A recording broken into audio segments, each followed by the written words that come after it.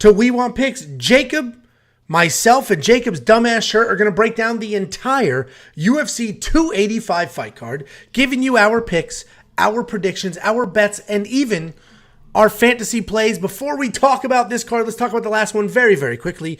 UFC Vegas was good to us, as most cards have been. We're up almost 2 units of net profit. The shining star is the safety parlay. I only had a base this week for UFC Vegas 70. I didn't do 4 legs. I only did 2. It was a sketchy card, and that still almost netted us 1 unit. The real bullet to take away from this is that the premium member safety parlay is up 21 units over the last 12 events. If you tailed every leg of it for the last 12 events, you would have 21 units of net profit. But wait, there's more. We're constantly adding features and functionality to premium membership, and we're keeping it at $10. The newest addition is metrics and analytics. You guys loved the line movement tracker so much, you asked for more data. So we went out there. We have our own little data guy behind the scenes. He's the one who puts together all of our numbers and all of our DraftKings ownership projections, and he put together 38 columns of data. So you can come in here, look at the fighter, get all of the fighter stats like reach, age, all of that. Look at all of their striking stats, then look at all of the grappling stats. Compare that to their recent 5 record, how many wins are by stoppage and what kind of stoppage. Then we have the odds. Well, so you can go across and say, wow, this guy's got 8 wins. All 8 wins are by knockout. His opponent has 2 losses. Both of those losses are by knockout. And the win by knockout prop bet odds are plus 110. That's incredible value. All of the data, anything you could ever want to do is right there at your fingertips. But you don't need to be Goodwill Hunting. You don't need to be a beautiful mind. You don't need to be Charlie Day. Oh my God, you made this slide too. Look at this. You don't need to be Charlie Day. That is a massive 38-column spreadsheet with conditional formatting and colors and all sorts of stuff. And that's not everybody's cup of tea. I love conditional formatting. And I get it. So what have we done? We've chopped it up into digestible. You screwed me up. Into digestible charts and interactive data points that are embedded directly on the website. If you're a premium member, it is there right now, ready to go. Just click on bets in the menu and you'll see all the different sections, including the metrics and the analytics. These charts are fully sortable. You can interact with these charts, all of that data. So that massive 38-column chart, you can look at that. You can go directly to that, interact with that, or you can digest it in these smaller, more digestible, individual charts. All of that is available now at WeWantPicks.com. Just become a premium member. It's only $10 a month. While other people are lowering their price, while other people are adding tiers because they're getting greedy, oh, let me do $10 for this, another $10, and you'll get even more. Not us. It's $10 for literally everything. We just dropped a feature bomb. Stop doing that. We just dropped a feature bomb on you. We just dropped a feature bomb on you, and we're not touching that price point. We're just adding value, adding more reasons to sign up. There is literally now there is literally no reason whatsoever to even consider looking at anybody else's premium. You have everything you need right here for only $10 a month, including the line movement tracker that you guys all loved so very much, where you can come in, you see the opening odds for a fighter, the current odds for a fighter, and their current win probability, and what that trend means, what that line movement means, so you can hop on or hop off the train. And guys, as always, you will get $50 for free. All you need to do is go to WeWantPicks.com/bets, sign up with any one of our betting partners using our link, and I'll send you $50 as a thank you. I will send you $50. They're going to pay us. It's affiliate marketing.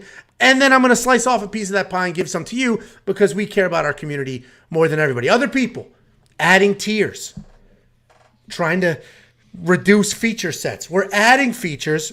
You'll never get a tier out of us. And I'm giving you some of my affiliate money. WeWantPicks.com/bets. Use the link, sign up, make a deposit. We will send you $50 as a thank you. Jakey boy, we have an incredible card here. Incredible card. I'm very, very excited for this. What do you think? You excited for this card? I am even more excited, Angelo, because as you know, I will be in attendance. So if you guys are watching the fights, especially the early prelims, because we know that place is going to be empty in the early prelims, except for me. I will be there from the very first fight, and I'm probably going to be yelling some wild stuff because I'm going to be fucked up. I mean, let's just be straight up and honest. This is going to be a fun card for me. I can't wait. I'm loaded up on premium bets. So become a premium member. I went very, very aggressive this week, and a lot of times when I go aggressive, things panned out very, very well, or sometimes they don't. But we'll see how it plays out, and I'm excited. Lucky for you, the safety parlay has been nonstop hitting. So even if you get a little stupid, the safety parlay should take care of us. Stop weird flexing. What are you? No, I was going to say that if you guys go to the weird flex, first of all, this isn't weird flexing. I mean, yeah, no. You can see. You can see. You have to wear 6 shirts to try to make it look like there's something happening there. Yeah, you want to search that in? You want to put the Instagram? You look like a kid. You look like a kid in 1996 that would walk into an Abercrombie and Fitch and then walk out with 11 shirts on. No, I would walk in and they would be pants. like, "Do you want to work here?" Because they only recruited the best and the finest. And every time I walked into a Hollister or an Abercrombie or whatever, they're like, "Please, you got to stand out front and recruit them. You got to be the guy that's out front, shirt off." Wasn't there a height requirement? Oh, the lowercase Abercrombie, the kids one on the first floor of the mall. I get it. We have a $2 super chat from Quint Lazenby. Buy premium membership, like the stream. Hello, boys. Hello, Quint. Thank you very much. But I was going to say, if you guys go to the fights, very generous. This is what I'll be wearing. I'll have this on. So I hope you make you might make the broadcast with that shirt. I mean, I'm going to make the broadcast one way or the other, Angelo. We're going to make the broadcast. I might get kicked out of there before the prelims even start because I'm going to be yelling every 30 seconds. We want picks. Lucky Tim said, "What do the colors represent on the chart?" It's conditional formatting. So when a number is bigger is better, the darker green it is, the better it is. If bigger is worse, the darker red it is, the worse it is. So it's just a color spectrum between dark red, dark green. Green is good, red is bad. Very simple. And it's different for different stats, right? Your striking differential, you want that high. The higher the number, the better. Strikes that you get hit with per minute, you want that low. So green is good, red is bad. You can just scroll across, lots of green. That fighter's good. Same with the betting logic. Opening up. I was very aggressive when I went into that. Opening up UFC 285, we have a new fight. Esteban Ribovics was already on this card. He lost his opponent, so Loik Radzhabov stepped up. So 2 official UFC debuts opening up the UFC 285 fight card. Loik Radzhabov is 16-4 overall, 3-2 in his last 5. He is making pressure's getting to you. The pressure his of 285. official UFC debut. Esteban Ribovics is 11-0 overall. He is undefeated in his career, coming off an impressive Contender Series knockout. Loik Radzhabov is a nonstop wrestler. He's got impressive throws, powerful hands. His striking can be sloppy, but he has no issues coming forward and just absolutely bombing away. He does have some solid takedowns, but he can also be taken down as well. Thankfully, he's got a ton of cardio and can push a pace for an entire 15 minutes. He's taking on Esteban Ribovics. He's an impressive striker. He's got some very sneaky power because his shots are really tight. They're short. They're accurate. And he's got that high, tight guard, and he'll just work in super small shots that will absolutely get it done. He also has his own takedowns. He also has some solid BJJ. This is a really tricky fight. These odds seem a little crazy to me. I don't know why Loik... What are you doing? Why are you sitting like that?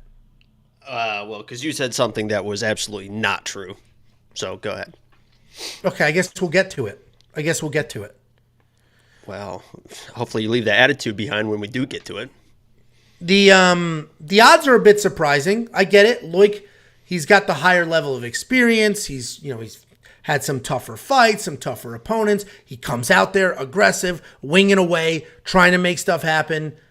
Should probably win this fight, but minus 250 seems a bit crazy because Esteban is a dangerous guy. He's got that sneaky power in his hands. He does have some takedowns and some solid BJJ when he wants to. He'll shoot a clean double or work an upper body trip and then try to snatch something up. He's always looking for a finish. These guys are absolutely going to go at it. They're absolutely going to bomb away. I think Loik, the wrestling, the cardio, that pressure. He does have cardio. You're going to laugh at it. I watched all of his fights, 15 full effing minutes of just pushing a pace. Okay, tell whatever stupid-ass story you want to tell. Anyway, I think Loik's pressure, cardio, and nonstop wrestling are going to be the difference here, but I wouldn't lay money on 2 UFC debuts like this that are just, who the hell knows what's going to happen here.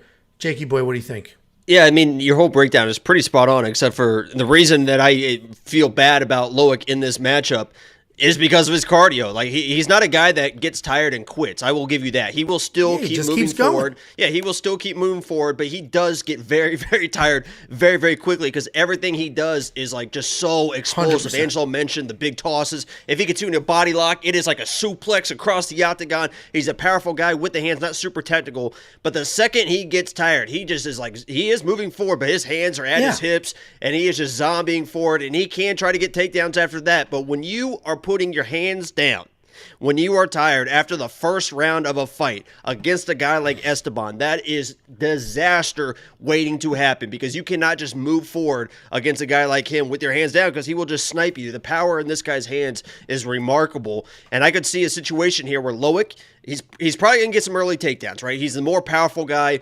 He's the more experienced guy, as Angelo mentioned as well. He's probably going to get some takedowns early. I don't think he can find a finish because he's not really a finisher on the ground. I know he has finishes and stuff. But when you watch him on the ground, he almost tries to do too much and loses positions a lot. People get back to their feet. I think Esteban can survive. And if he does survive the first round, I think that this fight is going to turn very, very quickly. Loik, hands down, forcing shots, and maybe he can get those. You know, Angelo trusts him a little bit more than I do, but forcing the shots and Esteban right there with all the shots if he's not tired himself, because UFC abuse, sometimes it gets weird. So I agree. These odds are absolutely insane. I would not put anything on Loik at that money. I don't trust him. I think he's going to be my pick. I'm about 50-50 on this, to be honest with you, but the value might be an Esteban, like a second, third round finish, something like that, where Loik could get tired, hands down. The chin will be there, but we'll see. This will be a fun fight to start the card. 100% will, and you're right. Like his hands go down, he gets sloppy, but he doesn't stop. No, so to me, he's not a quitter. That was one of my biggest. That was one of my biggest parts too.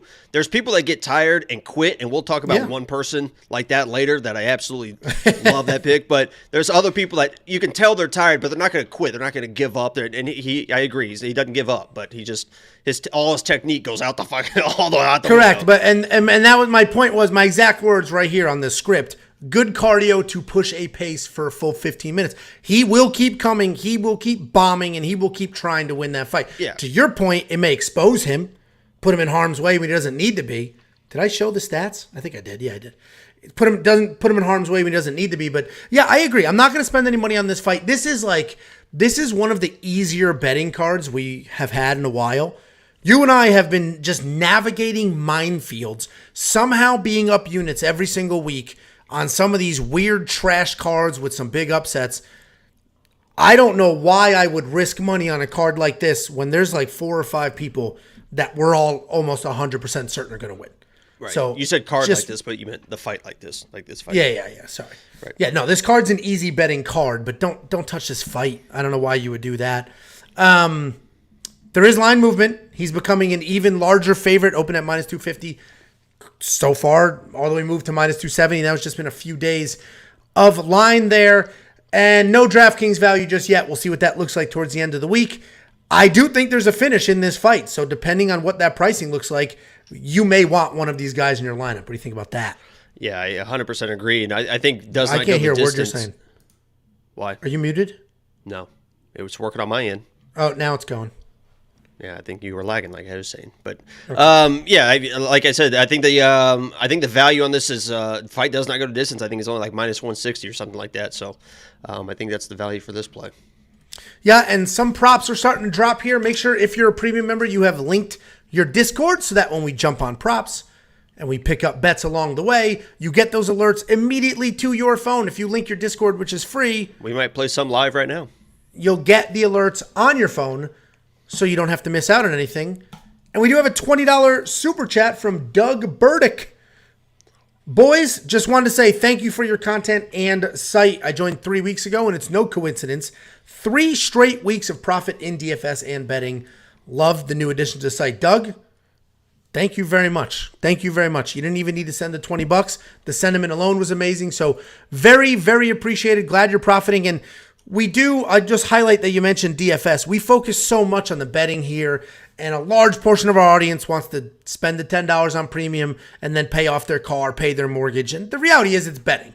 And yes, we're up units every week, but that's just that betting is you can't be betting with money that you need to feed your kids.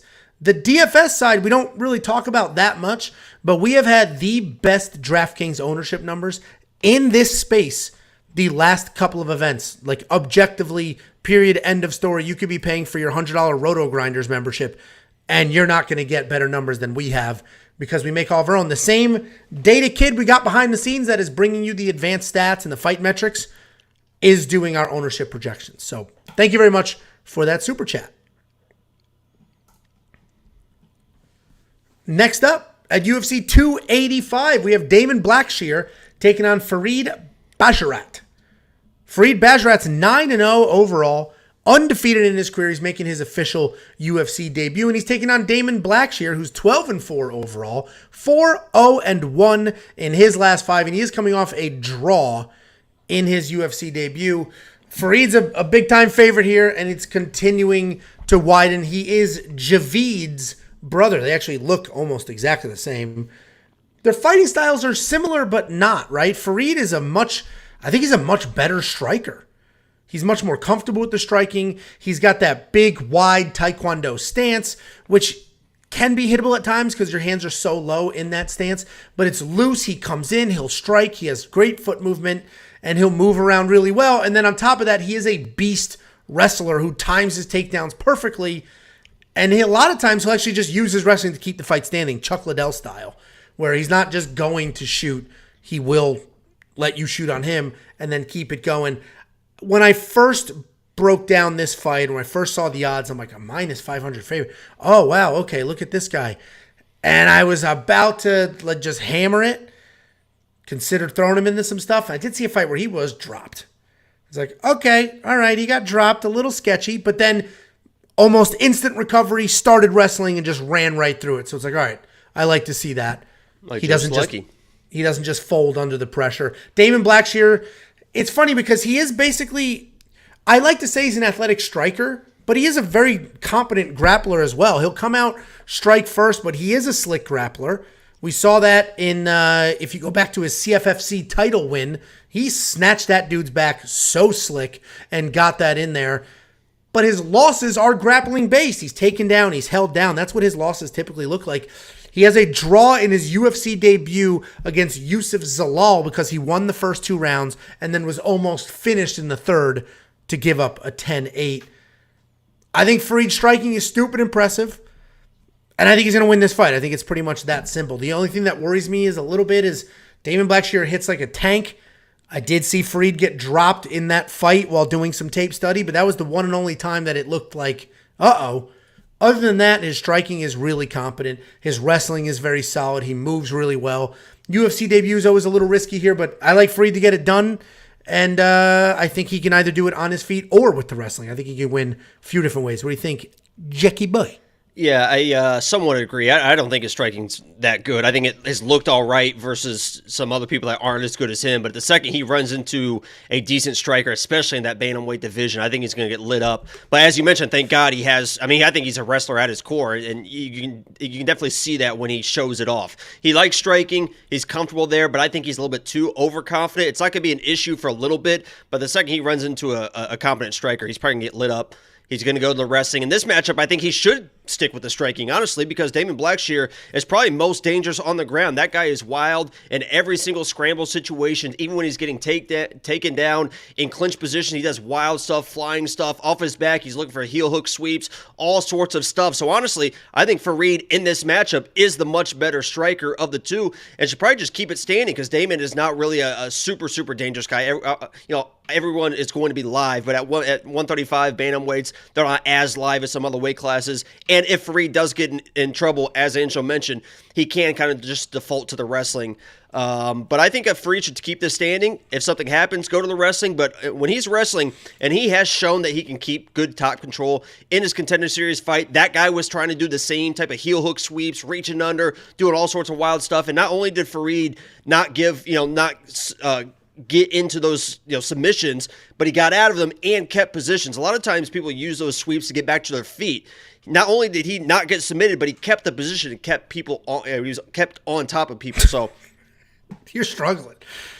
No, I'm just struggle I'm just passionate, I'm just excited. Yeah, just like, that sentence.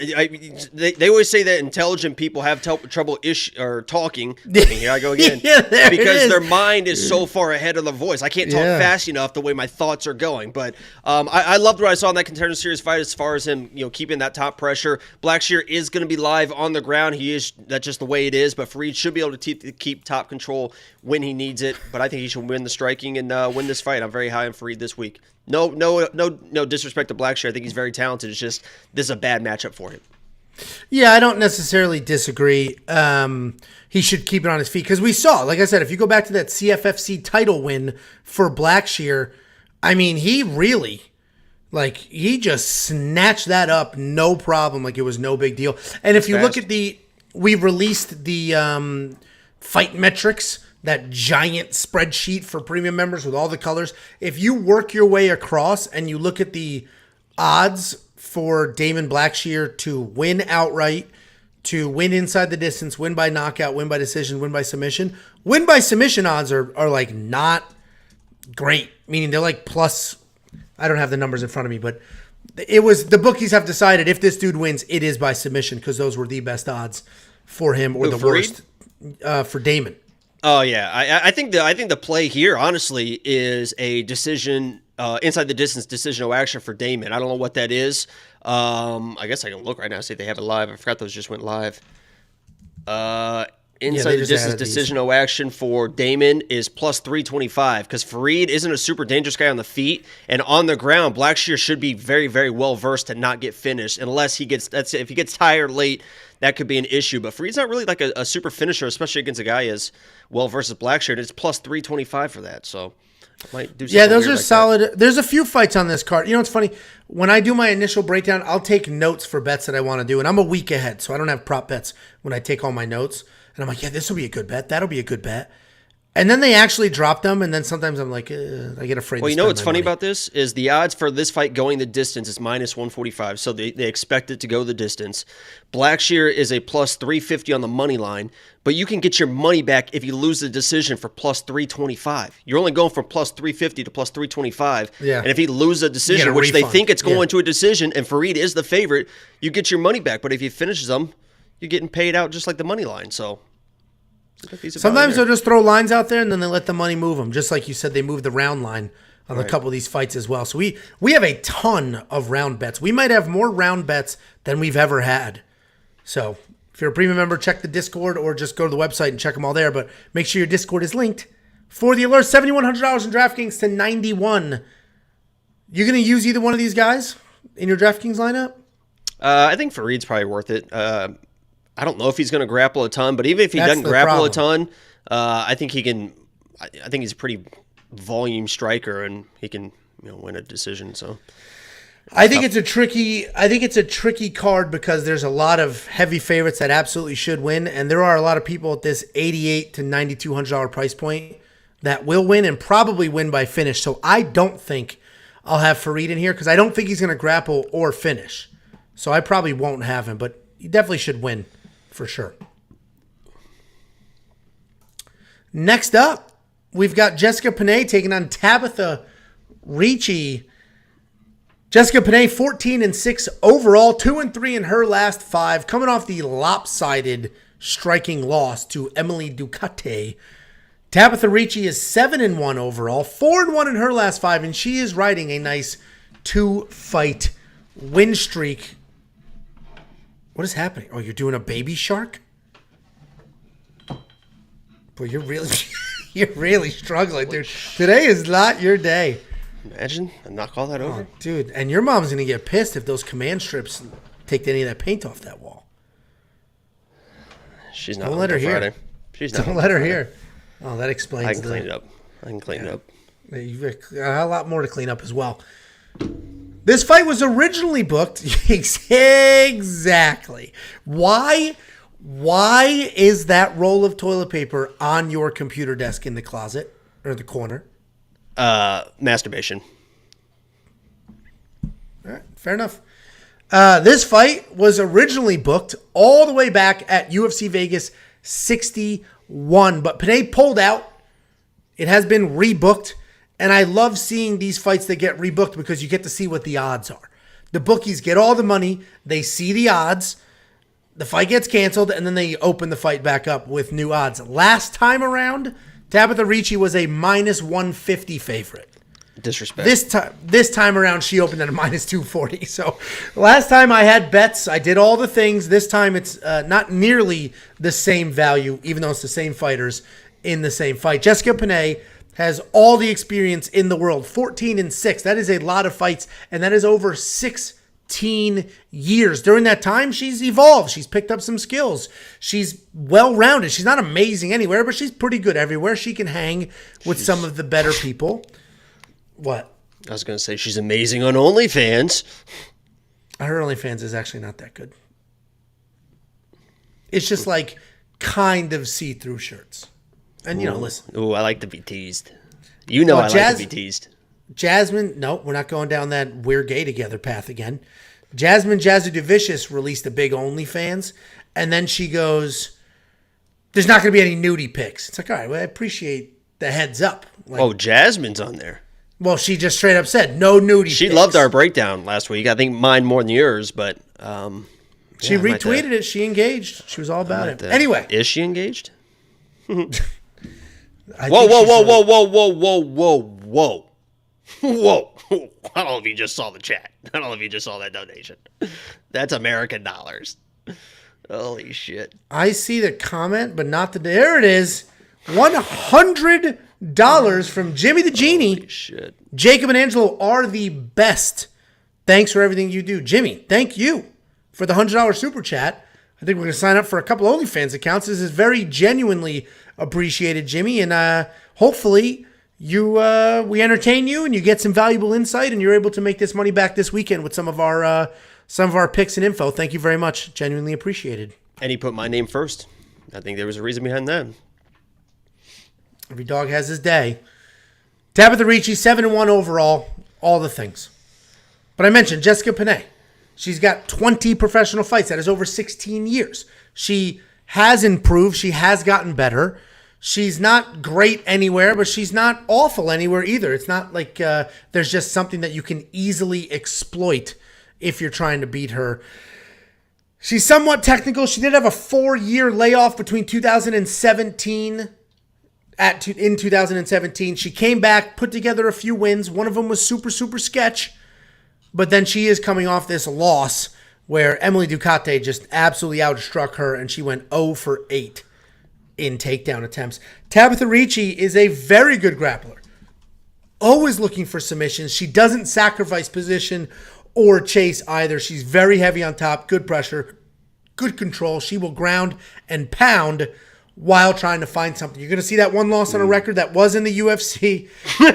Did you hear me say that? I heard the groan and then I just happened to look over.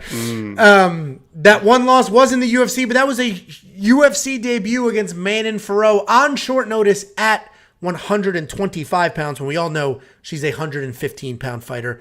Tabatha Ricci is going to dominate this fight. I loved her in the first matchup. I appreciated that line more. I still bet 1.5 units on her at minus 240. I think she absolutely gets it done. Jessica Penne has only a 40% takedown defense, and I don't think it's going to hold up here. The last thing I'll say before I pass it over, though, is she does have that veteran savvy. Loopy had a little bit of a hard time taking her down, but Loopy has bully takedowns. Tabatha Ricci isn't a bully. She comes in there, uses technique, and she could absolutely get those takedowns. So don't go to the Loopy fight and say, oh, she struggled, because I don't see Tabatha doing that. And that fight was nonsense, too. She was basically just climbing on the back of Loopy while Loopy was, like, trying to... Because there was a few times Loopy picked her up over her head and just, like, tossed her across the octagon. And, like, a couple of those times she went to, like, suplex her up, and then she just, like, kind of hung on her back a little bit. But, yeah, I think that breakdown was pretty spot on. There's not too much to add. I will say that this is probably going to be... honestly, a carbon copy of that Polyana-Viana fight. You know, you saw Ricci kind of struggle with the length early. The only difference is in the stand-up, she has to respect Polyana a little bit more than she has to respect Jessica Penne, because Polyana is actually a little bit more dangerous with the hand. She is pretty tight with those strikes, the technical striking. She will throw some wild kicks as well. So, you know, Ricci was a little bit hesitant in those entries. Once she figured out the range, she had no issues. Also, I think that Penne is going to be ready as Polyana was with those front chokes, those guillotines off her back. She will throw up the triangles, look for the arm bars. But again, I think the difference is Viviane is a little bit better at that than Jessica Penne. So while I think this is going to be a carbon copy of the Viviane fight, I think it's honestly just a step down, and it should be an easier fight for Tabatha Ricci. And Tabatha Ricci honestly had no issues with Viviane. She is not a very good striker, but she knows how to use kind of that blitz pressure striking to get to the takedowns, drops her level. She's a short girl. It's very easy for her to get on the legs, and she's very, very good with top pressure. So I don't see anything going against her in this fight. I agree with Angelo. I think she should dominate, and if you guys are premium members, we have backed up those claims as well. So we've got quite a few bets going on this fight. I'm Baby Shark all the way. She's beautiful. Holy shit, is she beautiful. Thirsty Jake back at it. You don't agree? She is very pretty, but I'm not the one wearing a shirt of a different woman while talking about this one. That's a good point. It's a numbers game, Angelo. At this point, you just gotta. It doesn't matter what you bring home. You just gotta have somebody. The nights get lonely. It's, all right, bud? Yeah, right. How we doing? You all right? Well, anyway, we're both on the Tabatha Ricci side. I think $8,900 in DraftKings is a very fair price, because I think she could potentially win by stoppage here. And if she doesn't, I see a lot of control time, a lot of grappling. And frankly, I think Tabatha Ricci scores better in DraftKings than Farid Basharat, who we just broke down. Yeah, so that's why I was like wrestle. That 9,100. You know she's going to wrestle. 100%. Honestly, we were talking about, we were talking last week about, and I mentioned my quick pick video, the baby Khabib last week that ended up being, I guess somewhat baby Khabib, but Tabatha Ricci, I think is if there's anyone that is like relentless with the wrestling, it is Tabatha Ricci, honestly. No, and I'm fully confident in her. As Jacob mentioned, we have a whole bunch of bets going in this fight, so if you're not a premium member, become one now. It is only $10 a month. And today we just released Fight Metrics, a whole bunch of wild information and data that you can interact with. You can even pull up the big sheet and then export it and then manipulate it yourself on your computer. WeWantPicks.com. It is only $10 a month. You get the bets, the optimizer, all the things at WeWantPicks.com. And speaking of all the things, we got a $9.99 super chat from Christian O'Brien, cashed out on UFC 284. Thanks, guys. We appreciate you, Christian. And pay-per-view weeks are always big for us, because a lot of people that come just for the pay-per-views and not the in-between. O'Brien. Luckily, parts. That's O'Reilly. Luckily, we did pretty well at 284. So it sounds like you tagged along. Thank you very much for the super chat. Next up, at UFC 2... Sorry, that was an awkward pause. Because I have to scroll. I got like 11 things in front of me right now. Oh. I've got the live stream console, my notes, the script. Oh, I don't have notes. Well, you're so good. And that's why you're not in the lead chair either. The script for timestamps, and then the presentation to work through the images, and I got to go through all this stuff. So, okay, sometimes there's going to be a gap when I scroll. It's okay. Hey. It's okay. It's okay. It's not your fault. I'm not mad. I'm not mad. It's not your fault. It is not your fault.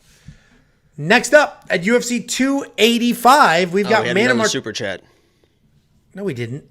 Well, we did. And he was pretty upset that you did not read it, and I don't blame him. Oh. $1.99 from Bub Collins. When's the William Knight wrestling match? Listen, thank you for the $1.99.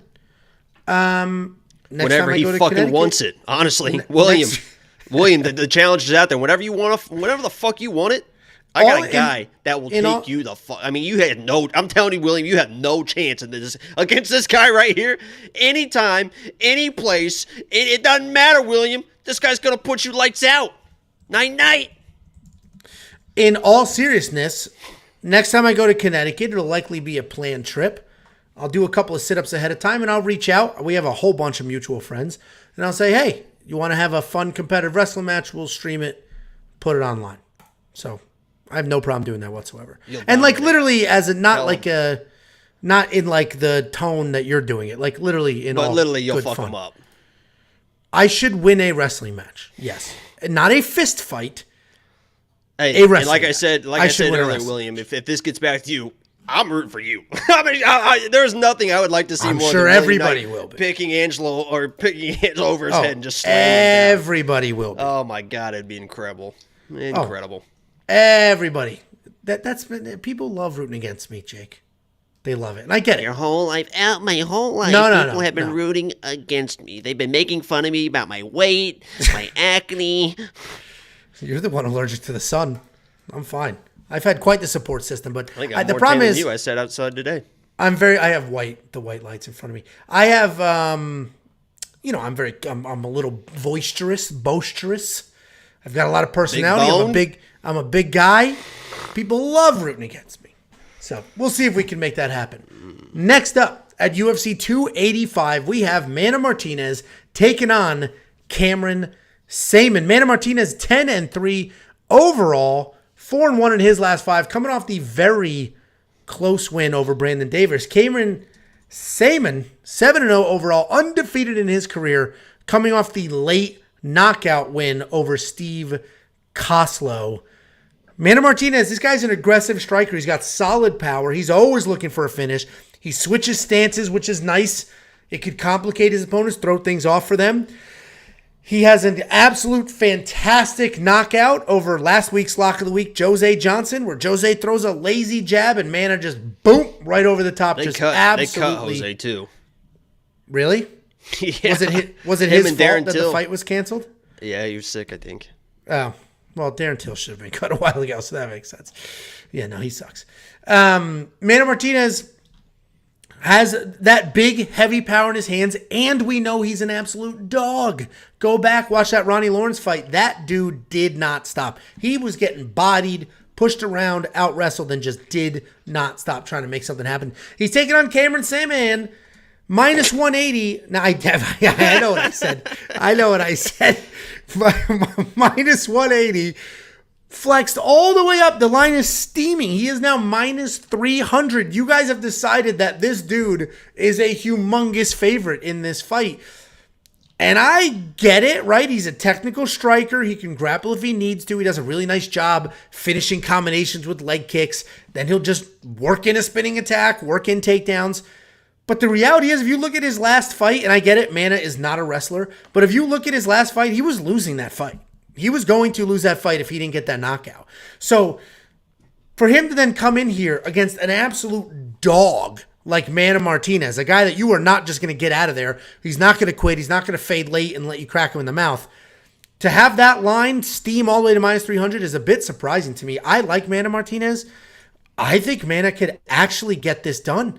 He's the more dangerous fighter. I think he has more raw power. He's the more dangerous fighter. And we know for a fact that this dude has no quit in him, and he's just not going to stop fighting. So I'm not going to bet it. I'm not confident enough to even throw like a half a unit on Mana. I mean, the odds are getting better and better, but this may be an inside the distance decision, no action play, because Mana's a hard guy to get out of there. That dude is tough. And Cameron's relatively untested, coming off a fight that he was going to lose. And, we'll see what's going to happen there. You made some faces. Are you more confident in Cameron than I am?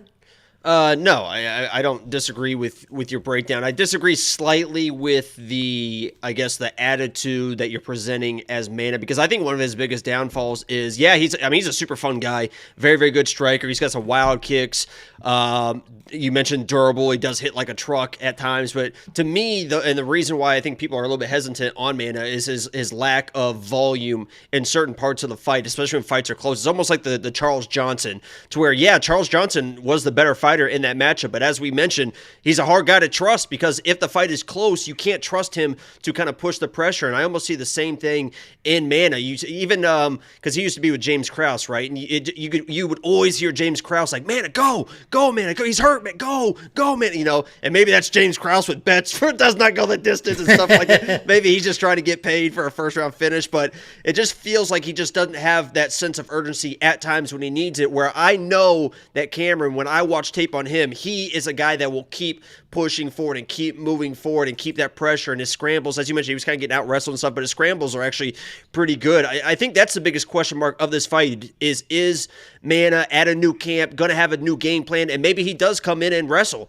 because I think he can get takedowns if he needs them against a guy like Cameron. Cameron may be able to out-scramble him, but I think Mana could get takedowns if he wants to, and that could be his path to victory. A new camp, we'll see what happens, but I agree. I think the striking is pretty close. I think Cameron's going to have the speed advantage and the pressure advantage in the striking, but new camps, anything can happen. Mana's a tough guy, talented guy, as you mentioned, so I'm not super high on Cameron. He is my pick, but he is one that I'm leaving out of parlays and out of everything else, so I don't disagree with you 100% for sure. You know what's funny? So, like, the reason we've been able to avoid some landmines, like last card, for example, we did not touch Charles Johnson for any of our real bets. And we've avoided landmine. We avoided Zubaira. We've avoided a lot of landmines because we don't just look at the line and be like, he's a huge favorite. Let me throw him together with 5 other huge favorites and we're good. Like, we spot the risk. Cameron Saaiman he could end up being amazing. Like, he's just untested. He's fighting a really tough guy that has very dangerous power. There's absolutely no reason to take risk on a guy like him. This week is another perfect card because there's a lot of good betting spots on this card. There's no reason to risk your money on a bad betting spot or a risky one. Yeah, there's so many fighters that it's like, yeah, they're gonna win, or they have a good shot. If you're ever like, because I think in this fight everyone looks at Man and they're like, well, it's like, there you go. Yeah. That's all you need. On a card like this, that's all you need. Listen, last week you might find yourself in a spot like that. This week, there's absolutely no reason to do that. And there's another example, Andre Muniz. Jacob and I both thought Andre Muniz would win. And guess how much money we risked? 0. Because we recognize that, and I put $250 on Brennan Allen before the fight started because that's my dude. Well, because we just recognize, like, listen, Muniz should win. He's better at this and this. But the reality is, Brendan Allen can absolutely win this fight, and these are the fights he wins. So it's not just about throwing money at anything that makes sense, because as Jacob has said in the past, every parlay looks good on paper. And that is true. Anything you put together in a parlay, you're like, all right. Oh, yeah. All right. Full card, and then, full card with money lines and round lines, you're like, oh, my God, this is going to hit for $400,000. There's no doubt. And then the first fight, it's like, oh, shit. Yeah, well, so. Yeah, Tyson Pager, that was another good one, yeah. Yeah, faded the hell out of that bum and told you guys to do it too. So, I mean, there's just no reason to take risk when you don't have to take risk on some of these cards. WeWantPicks.com. Jacob's got a stupid amount of bets this week. You're going wild, and you're going to be there in person. Well, that's one of the reasons, right? So I want to every single fight be like, oh my God, here we go. It's almost like an itinerary for me, right? So when I'm watching fights, it's like, okay, because I'm going to be like this. All right, let's see what we got on this next one. Oh, Ricci, yeah, Ricci. So yeah, well, you'll be there in person too, so I'm sure you'll do more bets, but those aren't going to count. $8,800, $7,400 in DraftKings this week. While it's a phenomenal betting week, this is a very tricky DFS week because some of those guaranteed wins we're talking about are just unaffordable. You can't have all of them, and then you need some of these less expensive guys, and there is not a lot of really nice spots at this like mid to high $7,000 range. I think Mana is probably one of the better ones. There's not a lot of them. So I'm not going to have Cameron in my lineup, not at $8,800. And I think I probably will have to have Mana in there to afford some of the other people I want. What do you think? He's pretty live. It's probably pretty good value. I'm not giving away my secrets though anymore. I've been can you admit I've been dominating the DraftKings lately? You have been dominating our friends' DraftKings league. Thank you. Correct. You got first, I got second. Let's settle down. Well, I went second, first. So. And a couple of those seconds, I had first. I don't think that happened. I think it did, but could be the neighbor. I think you're fucking Bo liar. somehow pulls these things out of his ass. Well, he does that a lot. He follows our premium and just pulls it out. Well, there's a lot of stuff coming out there. It's a big ass.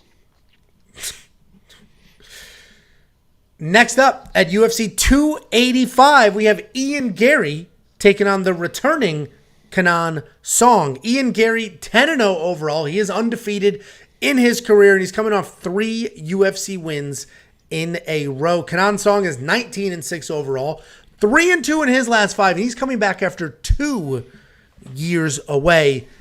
Ian Garry, this is a lot of fights. He's pretty active. This is going to be his 4th fight in basically a full year.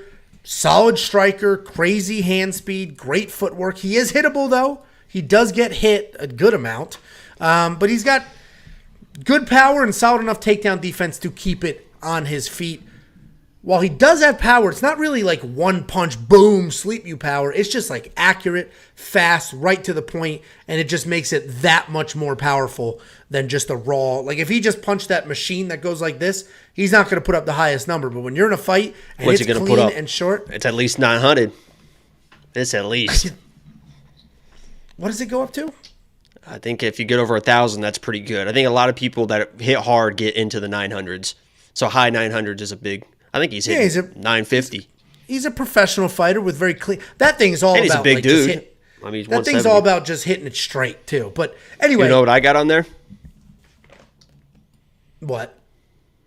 Also said it was a high score. It didn't even give me a number. I bet. Anyway, he... The point there was he does have power. Is he the most powerful puncher in the division? No, but he's fast, he's accurate, and that's how he's getting these stoppages. He's fighting Kenan Song. I mentioned he's coming back after 2 years away. He is a powerful striker as well, but has almost no wrestling whatsoever.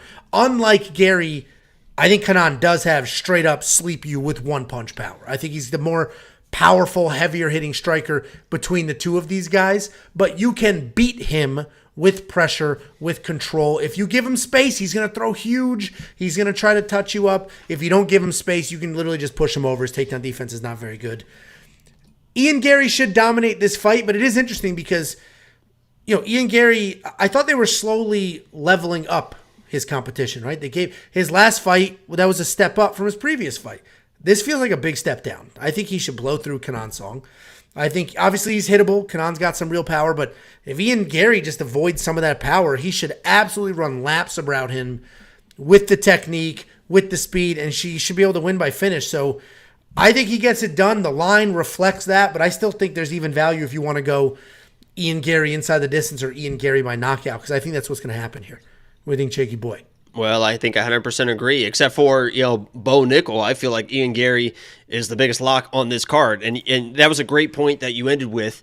This is the easiest fight he's had in the UFC, in my mind. I mean, this is like a tailor-made opponent for a guy like Ian Garry. And I get it, guys. Listen, I hate the guy, too, as far as like not like a person, but like his attitude and like his corny interviews sucks. And all this stuff. It's so corny. It's so annoying. He comes off as a douchebag, and I agree with you guys, but...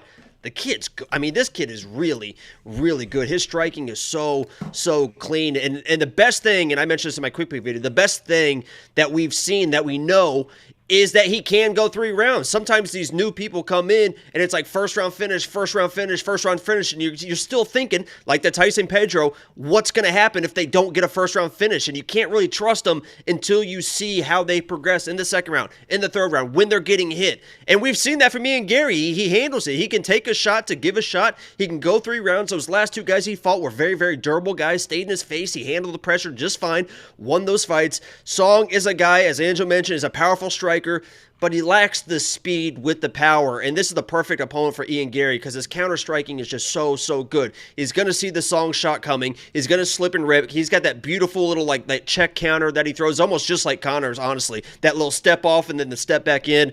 It's going to be beautiful, and I think he puts Song away very, very, very, very early, and I think this is one of the biggest locks on the card. I'm a big Ian Garry fan, not for his, like, the way he acts, but as a fighter, I think he's very, very good. I think he's a top 5 guy by next year, honestly. He's staying active, and I think he's smoking people. He's definitely staying active, which is huge for him. But he does get hit. I mean, even the stats show that. He's getting hit with 4.34 significant strikes a minute, and he's the better striker in these matchups. Yeah. I mean, he's still pretty young and stuff. I think that's something that he can clean up with his footwork, with his, so. His chin is still there, which is good. Also, what is this Machado bullshit?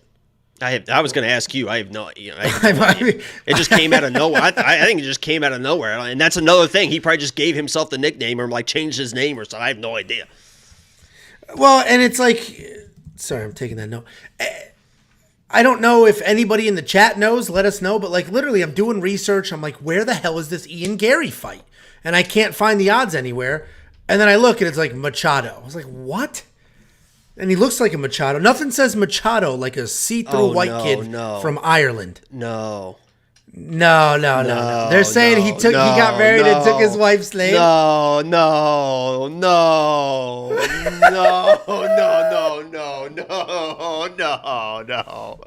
Oh my God. Can you request a refund on your bets?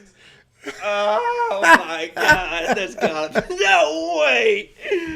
There's no way. Ian, my guy, what are you doing, baby? What an absolute beta. Kenan Song is officially she's like 40-some years old, too, I think.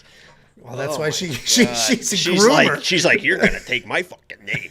And here's the prenup. He's like, whatever you want.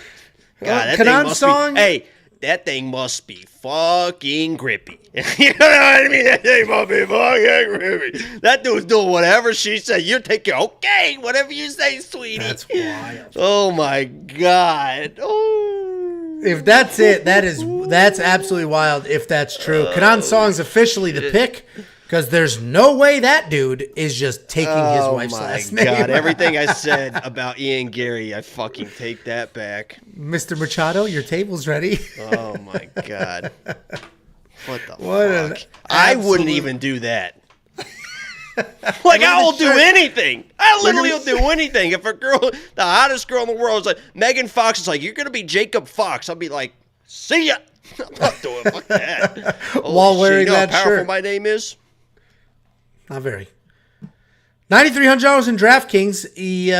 The taking his wife's name aside.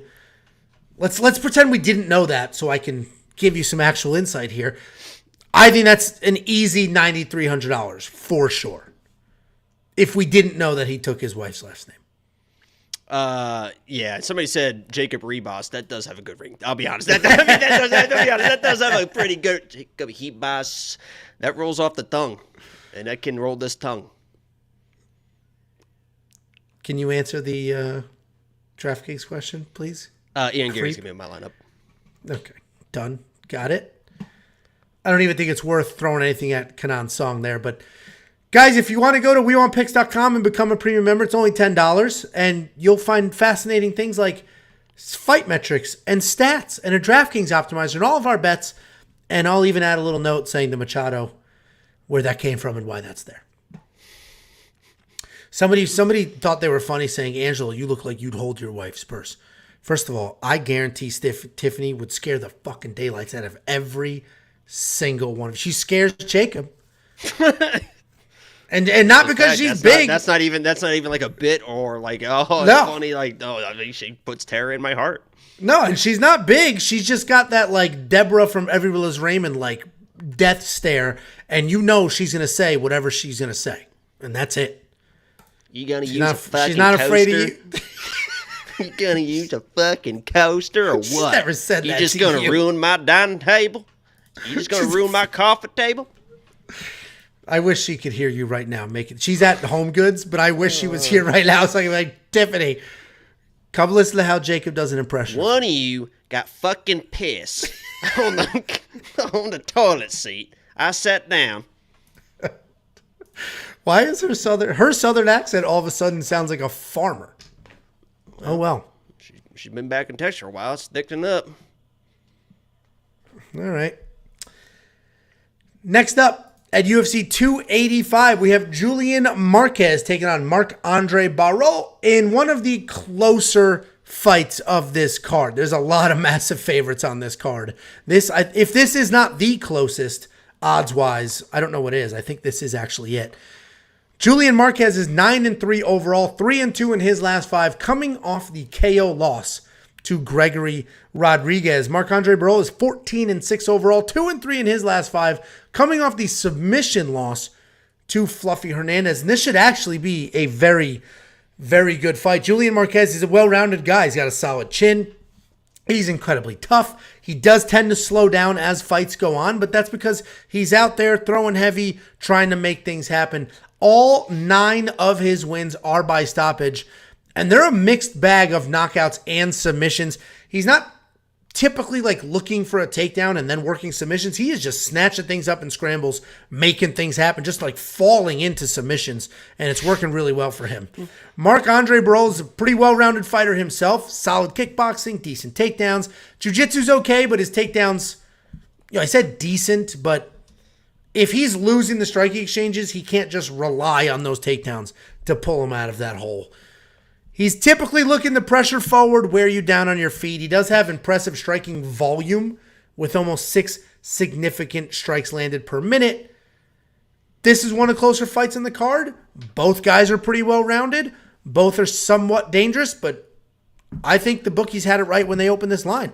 Julian Marquez should be the favorite here. I think he hits harder. I think he's proven that maybe his straight-up jiu-jitsu technique might not be as good as Marc-Andre's, but he's snatching things up. His MMA jiu-jitsu is working really well for him. So I like Julian Marquez here. Outside of getting knocked out in that last fight, that dude will come forward. He will bomb away. He's not going to quit. Go watch that Maki Pitolo fight. Like, he will make things happen, work, try to get it done, where Marc-Andre can fold under the pressure, where I don't see Julian folding under the pressure.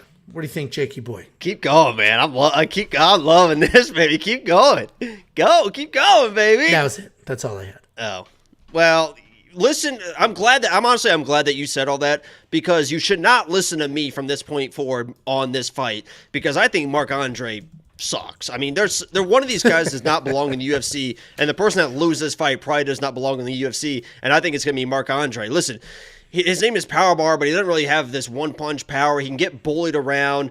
I just don't see anything when I watch Marc-Andre that really jumps out like, oh my God, he does this really well. He's a decent technical boxer, but he shells up, right? And against a guy like Julian Marquez, when you're shelling up against the fence, Julian Marquez is just going to fucking unload on you. I mean, power shots, he will just let it all hang out against the fence, and he's got the power to put down a guy like Marc-Andre. And I'm glad that you mentioned, too, the no quit in Julian Marquez, because that's the X factor for him in most of these fights. You saw in that last fight against, it took everything Gregory Rodriguez had to put that guy out. I mean, he's hitting him with everything, and Julian Marquez like trying to run away, like, no, I'm still up there, I'm still surviving. The Maki Pitolo fight, that was another one that you referenced. That's a perfect reference. He was losing that fight, was getting out grappled at the very end, found a scramble and won with a submission. A fight that he knew that he had. I mean, he knew he was losing that fight, and he didn't give up. He's on there, he's working, he's tired as shit, found a submission win to get that fight. I think that he might use grappling more in this fight, because the reason I picked against Marc-Andre as my lock of the week with Jordan Wright was because this guy cannot defend a takedown to save his life. I picked Jordan Wright as my lock of the week. Jordan Wright started shooting takedowns, which looked like he was going to dominate that fight with the grappling. Marc-Andre found the guillotine.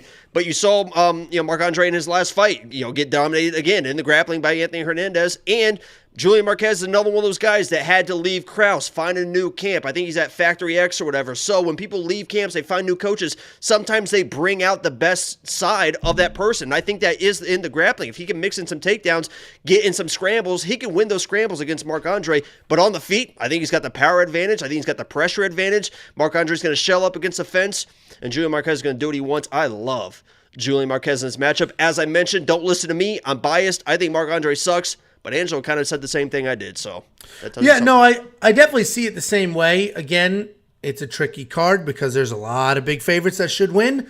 This is one of the...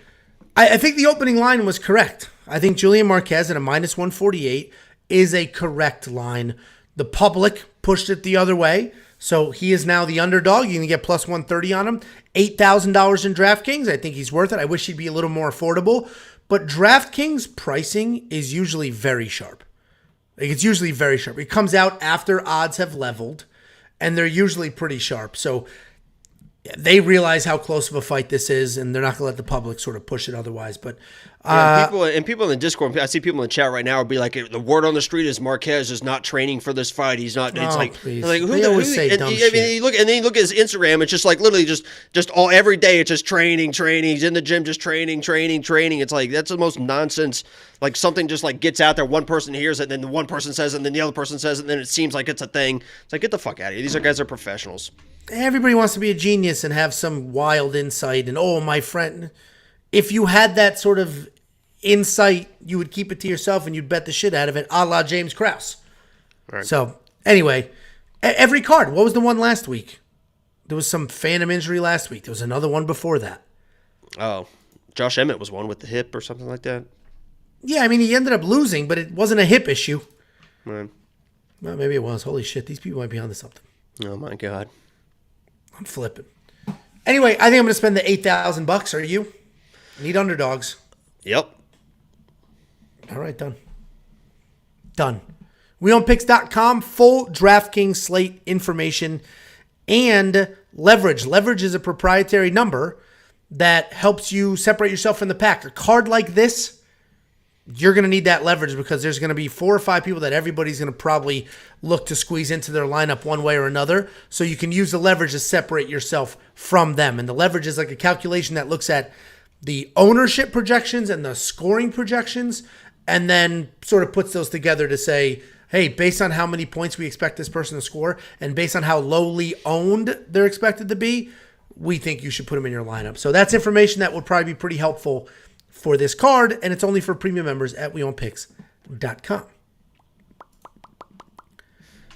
Next up, at UFC 285, we have Viviane Araujo taking on Amanda Ribas. Viviane Araujo is 11-4 overall, 3-2 in her last 5, coming off the loss to Alexa Grasso.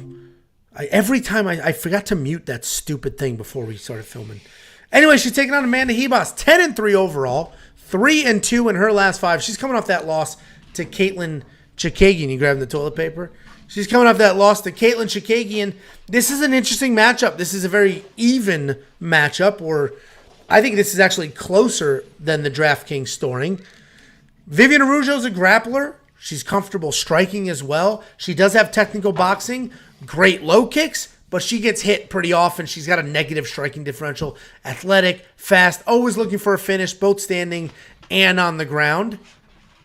But conditioning has been an issue for her in some of her fights as they've gone on. But she does have an incredible 90% takedown defense. Amanda Ribas, really complete fighter. She started her career as basically a grappler. She's evolved into a striker. She mixes things up really well. Her striking stats are fantastic. 4-2 striking differential, 70% striking defense, and her takedown defense is also great at 88%. She's got plenty of cardio outside of the Marina Rodriguez loss where she was just put out.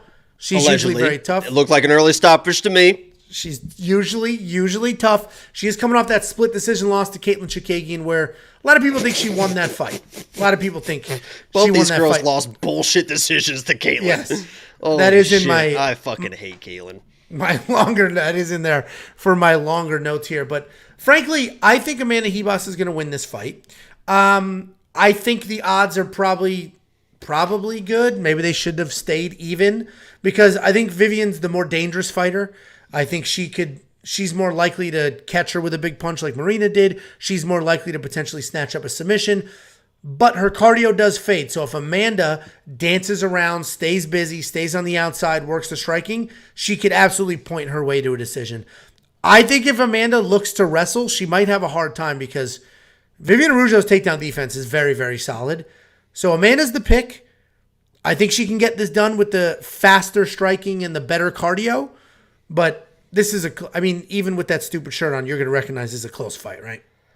Let me just say that I also love Vivi. Angelo knows as well. Vivi was my girl. She's been a lock of the week before, and I have nothing but the utmost respect for Vivi as a fighter, as a person, one of my favorite female fighters. With that said, oh my God, oh my God. Is this fight even, how did this fight even get sanctioned? The things that Amanda Ribas is going to do to this girl, it's just an outright, oh my God. They better have, I don't know how close an ambulance is on standby. I know there's got to be paramedics in the arena, but they better be cage side the second this fight starts because Amanda Ribas is going to do whatever the fuck she wants in this fight. Absolutely dominate. Hit the night on the town after the fights, and I'm going to be on the hunt for her. I'm going to be on the hunt. Where's it? On the Instagram. Where's Amanda? I think she's at the Luxor. We got to go to the Luxor. I'm going to be all over that Instagram to figure out where the fuck she's at after that big win Saturday night. Now that we got that out of the way, And Amanda, you can turn the video off now. Angelo, I think she's in trouble. I honestly think that she's in trouble. This girl Vivi is no joke, and Amanda Ribas, her striking sucks. She is aggressive and she is tough. Her striking sucks. And if Vivi comes down the pipe with a nice shot, she's probably going to get dropped in this matchup. But the biggest question mark and the thing that lets down Vivi time and time again, as you mentioned, is the cardio and the pace that Amanda can put on girls, because she does not stop. I mean, she does not stop. And the pace that she can put on girls, I think is going to have Vivi wrestling desperate second, third rounds, because Vivi is a wrestler at her core. She's a technical striker, but she's a wrestler at her core. I think she's going to be wrestling desperate in the second and third rounds, and that's where Amanda is going to really, really kind of take over this fight if Vivi is getting tired, because Amanda, she doesn't have really wrestling, but her judo is incredible. When you take bad shots and you're off balance, she will toss you to the ground. Her top pressure and top game and her jiu-jitsu is very, very good. And Vivi, if she's tired, can definitely get submitted by Amanda. So I think Amanda's in danger early in that first round on the feet because she gets hit. Vivi can hit hard. But I think she can take over in the second, third rounds of this fight as Vivi's cardio probably fails her. But I'm picking Amanda. But honestly, I'm scared out of my mind. I mean, I'm not stupid. I'm scared out of my mind. I don't have a straight bet on her. And that's just kind of the way it is. So Amanda, I love you. I'll see you Saturday night at some point. I promise you. That sounds like a threat. Hey, at some point Saturday night, you're Robert De Niro in the fan. I will be seeing you. You know what I mean? But it's a dangerous pick for a reason. Vivi's good. No, Vivi's very good. You and I, we got to the same conclusion using the same tools, but see it differently. We both think Amanda can win because of Vivi's cardio, but you think she needs to wrestle when Vivi slows down. I think she just needs to stay busy with the striking and take. No, I think that Vivi's going to wrestle and force the ground. I think Vivi's going to get tired, and when she gets tired, she wants to wrestle to slow the pace. And she's going to take bad shots because when she gets tired, she is tired when she gets tired. She doesn't quit. She's a tough girl, but those shots are going to be lazy, and Amanda has no issues reversing those type of positions because Vivi's going to be much stronger early. She's a very, very strong girl. No, 100%. It's going to be a close fight. I've said it 100 times. No reason to bet something this close unless you have some personal affliction for one of these women. Well, I have some sprinkles on premium members know what I have, and I feel good about those, honestly. I bet you do. $7,900 for Vivi, $83 for Amanda Ribas. Super close, super tight. I don't see them scoring incredibly well. Potentially Vivi because she's the more dangerous of the two, but there's a lot of people that can get stoppages on this card, including some underdogs. So this is not necessarily a spot I'm going to grab in DraftKings. What do you think? Yeah, it's it might be a pick your side one, but. Yeah, I don't know. I don't think so. That implies that they're both, I think Vivi could find a finish early, and if she doesn't find a finish, she could get finished late. But yeah, there's better spots probably. Well, I'll take a look when I do the DraftKings breakdown. We'll take a look at what Amanda scored in her last fight, add 30 to it, because that's what this fight could look like, minus a couple of the takedown points. We do have a $2.79 Canadian super chat from Wyatt Corm. Thanks. I said it, and I was like, did I just say a bad word? It felt like a trap word, but it's not. From Wyatt Corm, thanks for the great insight. As always, fellas. Oh, thank you very much, Wyatt Corm. All right, Jakey. Let's move on. Next up, at UFC 285, we have Derek Brunson taking on Dricus du Plessis in one of the most interesting fights on the card. Probably the most polarizing, honestly. You're going to get a lot of different opinions on this fight. And it's not even on the main card. That's how good this pay-per-view is. It's not even the featured prelim. It's just a prelim fight. It literally is just a prelim fight. No, it's definitely... This is an awesome fight. And this fight has actual title implications for both of these guys. We have Derek Brunson taking on Dricus du Plessis. Derek Brunson, 23-8 overall. He's 4-1 in his last 5. But he is coming off that KO loss to Jared Cannonier. Dricus du Plessis is 18-2 overall. He's 5-0 in his last 5, riding a 6-fight win streak. And here's what's tricky about this fight. Derek Brunson's 39 years old. He's an old man. In his last fight, he had a lot of success early and then got hit, and his chin sort of gave out on him. And that's what happens in this sport, unfortunately. It's very hard to just keep your chin later. With that being said, I always stay. He has become a wrestling beast. He has 23 takedowns in his last 6 fights, and that's what got him that win streak. That's what got him to the Cannonier fight, and that was what had him on his path to a title fight, was the wrestling that he added later in his career. He's fighting Dricus du Plessis, who was taken down by Darren Till.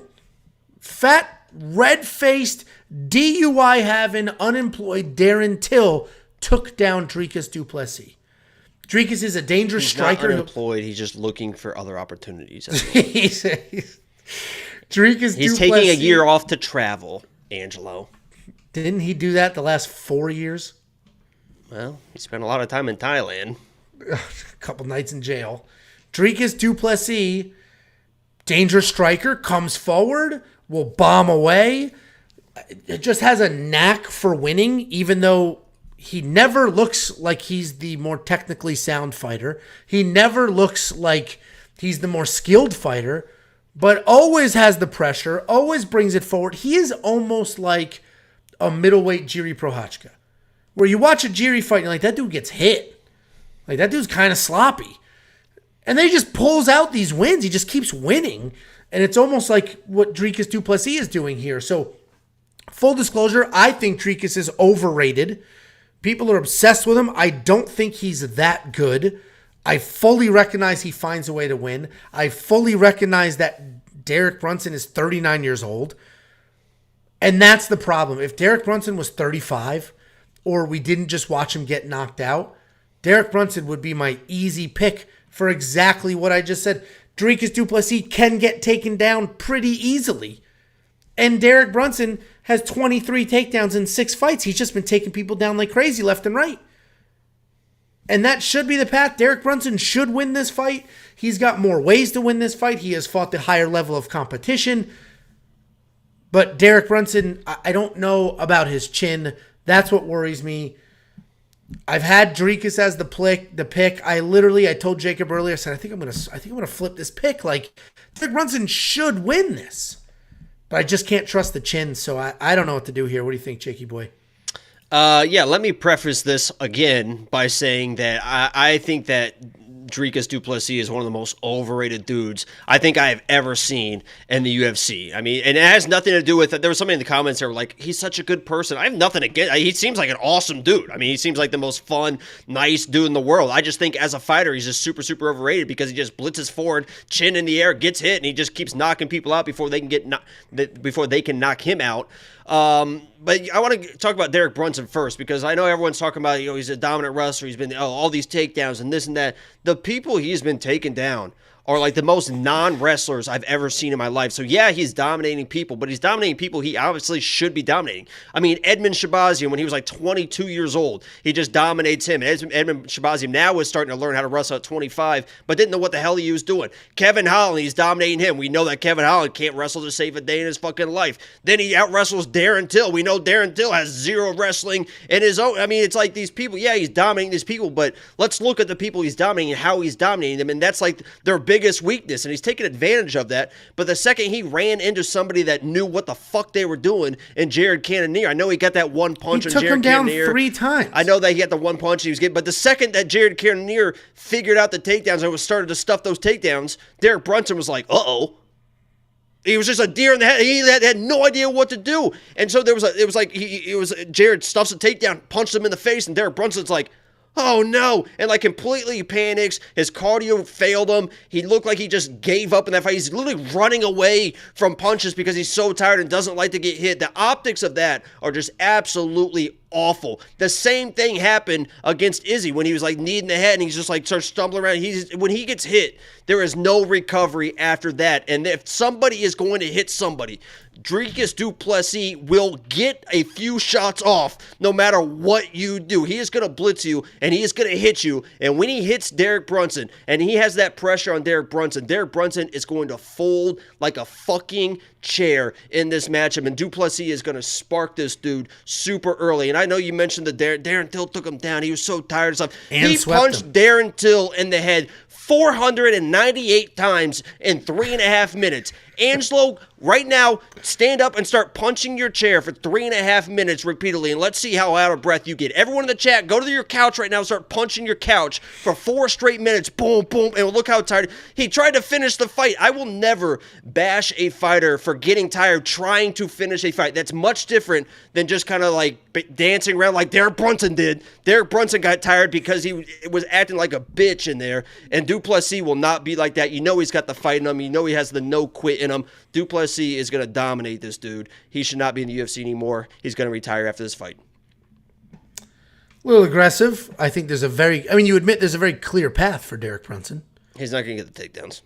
Du Plessis has a Du Plessis is going to be all over him. He's going to be backing up. He's going to take those desperate shots when he's backing up. Derek Brunson is like an explosion takedown guy. He kind of muscles through the techniques. He runs it. I mean, he basically just overwhelms people. Du Plessis, I know he doesn't have good takedown defense late when he's tired, but early, I think he's going to be strong enough to stifle him. Derek Brunson's going to get frustrated immediately, and Du Plessis is going to be all over him. Well, I do think Du Plessis gets it done, but I think Derek Brunson, very clear path for him. The age is what's really concerning me, not the other stuff, frankly, because cardio goes with age, chin goes with age. $7,500 in DraftKings. I got to see what he scored against Cannonier in that loss. It was second round. He had 3 takedowns, had some control time. Yeah, I mean, had a knock. Like, he might have scored pretty well in that. And Jared Cannonier, I think we both agree, beats the piss out of Dricus Du Plessis. Right. Yeah, I don't think Dricus is a top 10 dude. I just think that he's way better than Derek Brunson. Well, so I guess the point I'm making here is Derek Brunson might not be the worst guy for your DraftKings lineup at $7,500. There's not a lot of people at this price point, and that dude, no matter what, he's going to get some takedowns. Potentially, I mean, look, I got to see what he scored against Jared Cannonier. 3 takedowns, a knockdown, some control time. That dude might have put up 50-something points in a loss, a second-round loss. So, we'll see. I know Josh, the web guy behind the scenes, is all over Derek Brunson. He was in my ear, you were in my ear, and that might be why I keep flip-flopping on this. And I typically, you want the God's honest truth?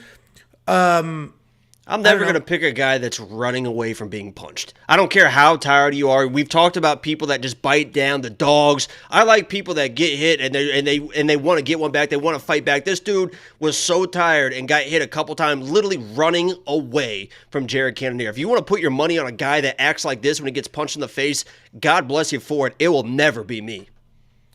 Like a month ago when these odds dropped, I got a text. Oh, Derek Brunson, underdog against Dricus. What do you think? Immediately, I'm like, Derek Brunson smokes him. Then as time goes on, I'm looking at the fights. I'm watching the breakdowns. Now I'm like, it's just so tricky. And I have a history of picking and betting on aging wrestlers, and it doesn't always work out. So I'm bucking the trend. I guess I'm on the Dricus Du Plessis side. We do have some bets here, but the line I'm waiting for is the takedown prep bet line. We absolutely cashed that with Jasmine Jasudavicius, cashed it with Brendan Allen. The Nikita Krylov. Woo! The Nikita Krylov one was voided. Oh my God. If you guys want to attack those takedown prop bets when we do, make sure you've linked your Discord. So premium members, just click on account and link your Discord. That will give you access to the premium alerts channel, which will push notifications to your phone. I always do this like I'm looking at a real phone, and then I show it'll push notifications to your phone. Have you seen the TikToks of asking kids, take a picture? Like, go take a picture. Instead of this? Yeah. Like, you would go, like, normal like this, and the kids go like this. Yeah. And the parents are like, oh, God. What I do. But, anyway, make sure you've linked your Discord because we attack those lines when they come out, and those are pretty steady. You're not going to get the greatest odds. You get minus 260, minus 300, but it'll be who's going to get more takedowns in this fight. It's like, yeah, of course Jasmine Jasudavicius was going to get more takedowns in that fight. And if there's no takedowns or a tie, it's a refund. And we hit that. I think it was minus 260, and it was the easiest minus 260 we ever spent. Link your Discord. If you're not a premium member, become one. It's freaking $10. We've paid for that a million times over with just the safety parlay alone. All of that at WeOwnPicks.com. Next up, at UFC 285, we have the featured prelim. We have Cody Garbrandt taking on Trevin Jones. Cody Garbrandt, 12-5 overall. He is a very disappointing 1-4 in his last 5, coming off that knockout loss to Kai Kara France a year ago. And he's taking on Trevin Jones, who's also, well, he's not 1-4. He's 1-3-1, technically, in his last 5. And he's coming off the decision loss to Hani Barcelos. This is a tricky fight to break down because Cody Garbrandt, fast, technical, incredibly clean boxing. We know he can wrestle. He's very good. Former champion. He looks good in every single fight. Can you think of a fight where he actually looked bad up until getting flatlined? I can't. No, I'll talk about it in my breakdown, but no. Yeah, he honestly is unbelievable. He's very talented, very good. Dominates until his chin gets touched, and then it just sort of gives out on him, and it sucks because he cannot control that, right? His chin is just not something he can control. His first couple of knockouts were his fault. He gets his opponents rocked, he comes charging in, chin up, chasing, and then gets hit. He's tried to tighten that up, tried to clean that up. His chin is his only real issue here because he's fast, technical, powerful, can wrestle, can do all the things, and his performance to win the belt was a very solid one. He's taking on Trevin Jones. He's a fun striker, tons and tons of power, throws things with 100% with bad intentions. He's not the most technical guy, but he does have a BJJ black belt, if it were to get to the ground. The biggest issue with Trevin Jones is he's low volume. He landed 15 strikes against Hani Barcelos. 15. And I get it. Hani was wrestling him, but you'd think after you got out-wrestled the first and the second, the third, you're just letting your hands go. Like, forget it. I'm going to try to make this happen. That's the biggest issue with this breakdown is Trevin Jones' volume is a problem. Because Cody Garbrandt is going to be better. I don't think there's a person on this planet outside of Trevin and his mama that don't think Cody Garbrandt's the better fighter. But Trevin's got such real power. Cody has, his chin, unfortunately for him, has faded. I'm not going to... I got to pick Cody because he's just better everywhere. I have to pick him because he's better. But I'm not going to bet on it because I just, his chin is worrisome. And unless he has like a Glover style... there was a point in Glover's career where his chin just seemed to be gone. And then it came back. And hopefully Cody has that same arc because he's very talented. I want him to be good. I want him to win fights. Cody's going to be the pick, but I can't possibly spend money on this. What do you think? Yeah, I'm a big Cody fan. I mean, that performance against Dominic Cruz was, I think the greatest title win performance of all time. I mean, he absolutely embarrassed a guy that looked like he was pretty much untouchable up to that point, even with the layouts with Dominic Cruz. And I think Cody Garbrandt is probably one of the most talented fighters maybe the UFC has ever seen as far as like a pure talent standpoint, because that guy has faster hands than anyone, his head movement, his footwork, and he has wrestling. I mean, he can out-wrestle most of those people in the bantamweight division as well. So, yeah, I think he's one of the most talented guys. And as you mentioned, his chin gave out. And a lot of it is his fault with the way that he was fighting, even in that Dominic Cruz fight, because I just rewatched it. I've watched it 1,000 times. I love watching that fight because, fuck Dominic Cruz at this point. I can't stand him as a commentator. I don't know about how you feel, but he used to be my favorite, and he just I can't stand him. But I was watching that fight again, and even in that fight, Cody was loading up the right hand. He got clipped a couple times loading up that right hand in that fight, but his chin held up, and because of the rest of the performance was so dominant, you kind of forget those moments. But I watched a couple times in that fight where I was like, oh shit, there it was right there. The big right hand that he keeps trying to throw, and he gets caught, and people beat him to the punch on it. Dominic Cruz was doing it. He just did not drop him. He was beating TJ in both those fights and ended up getting dropped. But this is if you're Cody Garbrandt, this is the perfect matchup for you because you won't have somebody in your face. You can do what you want to do. But if Cody Garbrandt is trying to knock out Trevin Jones, the same thing is going to happen that's always been happening to Cody Garbrandt. He has to come into this fight and want to win by points, which he has never shown in his fights ever in his career. So it's a very, very big red flag against a powerful counter puncher in Trevin Jones, because if Cody starts loading up, Trevin will be there with the counters because that's all he does. That's all he does. If Cody wants to come in, the game plan for me for Cody would be come in, try to just outpoint this guy, and mix in a takedown at the end of every single round, because I think he can take down Trevin and just win rounds that way if he wants to. So, again, I 100% agree with what you said. I have to pick Cody because he is the better fighter, there's no way in hell I am going to put money on Cody Garbrandt at minus whatever. I wouldn't even put money on him at plus whatever against anyone at this point. He's got to prove it to us. I'll be rooting for the kid. I love him. Yeah, I think I feel like most people in that group. Somebody commented, I can't find it. I mentioned Glover got his chin back, right? He had a couple bad knockouts in a row, and then he got his chin back, and he went out in his shield and showed that chin is there. Somebody said Andrei Arlovski had the same path. That's exactly right. Andrei Arlovski was getting put out, left the UFC, was getting put out outside of the UFC, came back, and he was just put out, but came back and got another good 3 years in him where his chin was just there all of a sudden. Granted, those are bigger guys, and hopefully something similar happens to Cody Garbrandt. I mean, you and I are completely aligned here. You just can't spend money on... He's gonna, especially in this fight, he's going to look fantastic in this fight until he doesn't. I hope it doesn't come to that point. But, I mean, his hand speed and the way that he can try, he should be in and out on try. Boom, boom, done. Boom, boom, boom, done. But those extended combos, and then it's like, no, Cody. You can almost see him in his face. You can just see his face starts getting red. He's just like, it's like, Cody, no. You just see that right hand coming. Just wide open like this. Literally, I mean, and all of a sudden, Trevor's, oh, shit. Well, we're on the same page. No money to be spent here. Not on a fight. And the odds aren't good. You said you wouldn't even spend plus money on them. People have spent money. People saw 150. They're like, ooh, all right. He's a better fighter. A lot of pads for him. He's better everywhere except he's fighting a power puncher and has no chin. And ultimately, that's the problem. Unless he comes in here and wrestles like a beast. But we'll all be rooting for him. Don't necessarily know exactly what's going to happen, though. $10 super chat from Sam Pierce. Thoughts on this DKGPP lineup? So a big tournament lineup. Rachmanov, Bo Nickal, Mana Martinez, John Jones, Grasso, Gamrot. Grasso will lose, but give decent points. Listen, GPP is a whole different world. Hopefully you're not building one lineup at a time. So appreciate the $10 super chat. Hopefully you're a premium member. Just go use the optimizer. Yeah, that's what the optimizer's for. Like, go in there. No, you gotta yell at me. Go in there, pick a few fighters that you 100% want.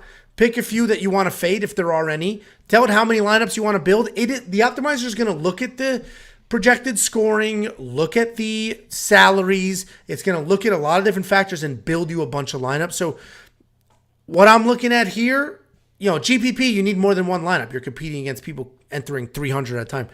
This seems like a good lineup.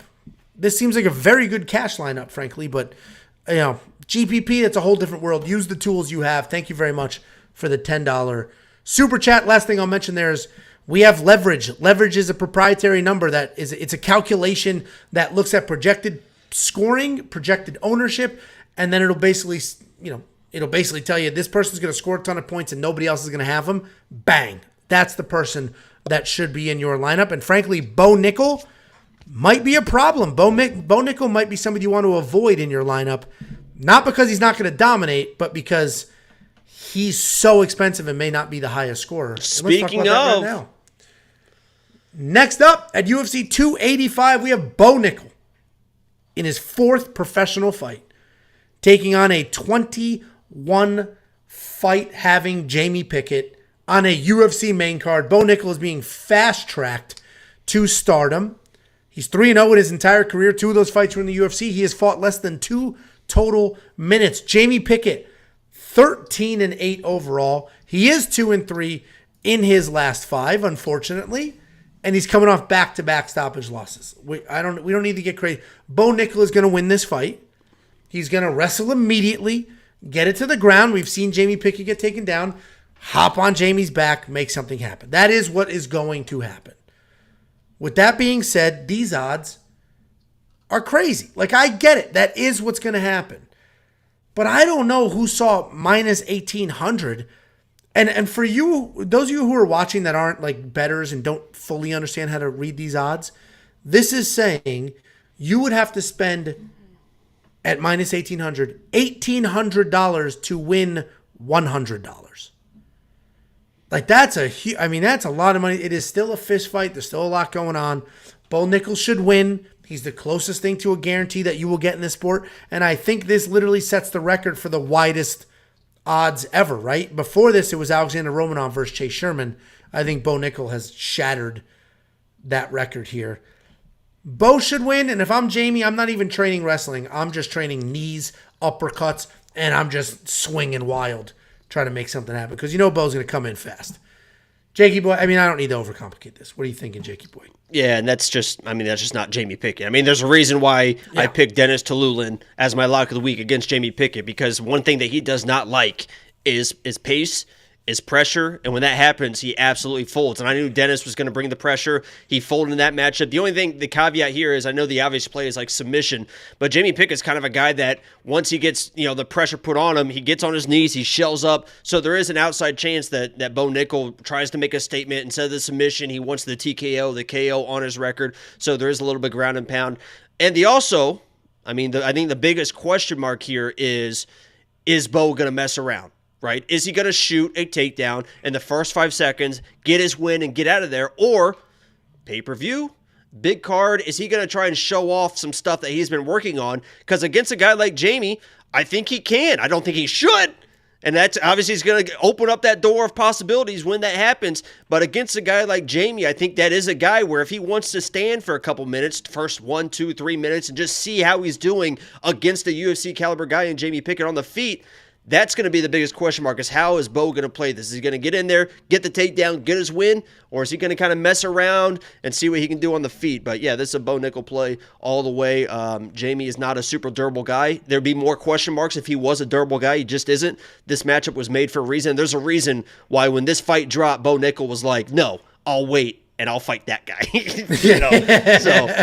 I don't know why Jamie Pickett took this matchup.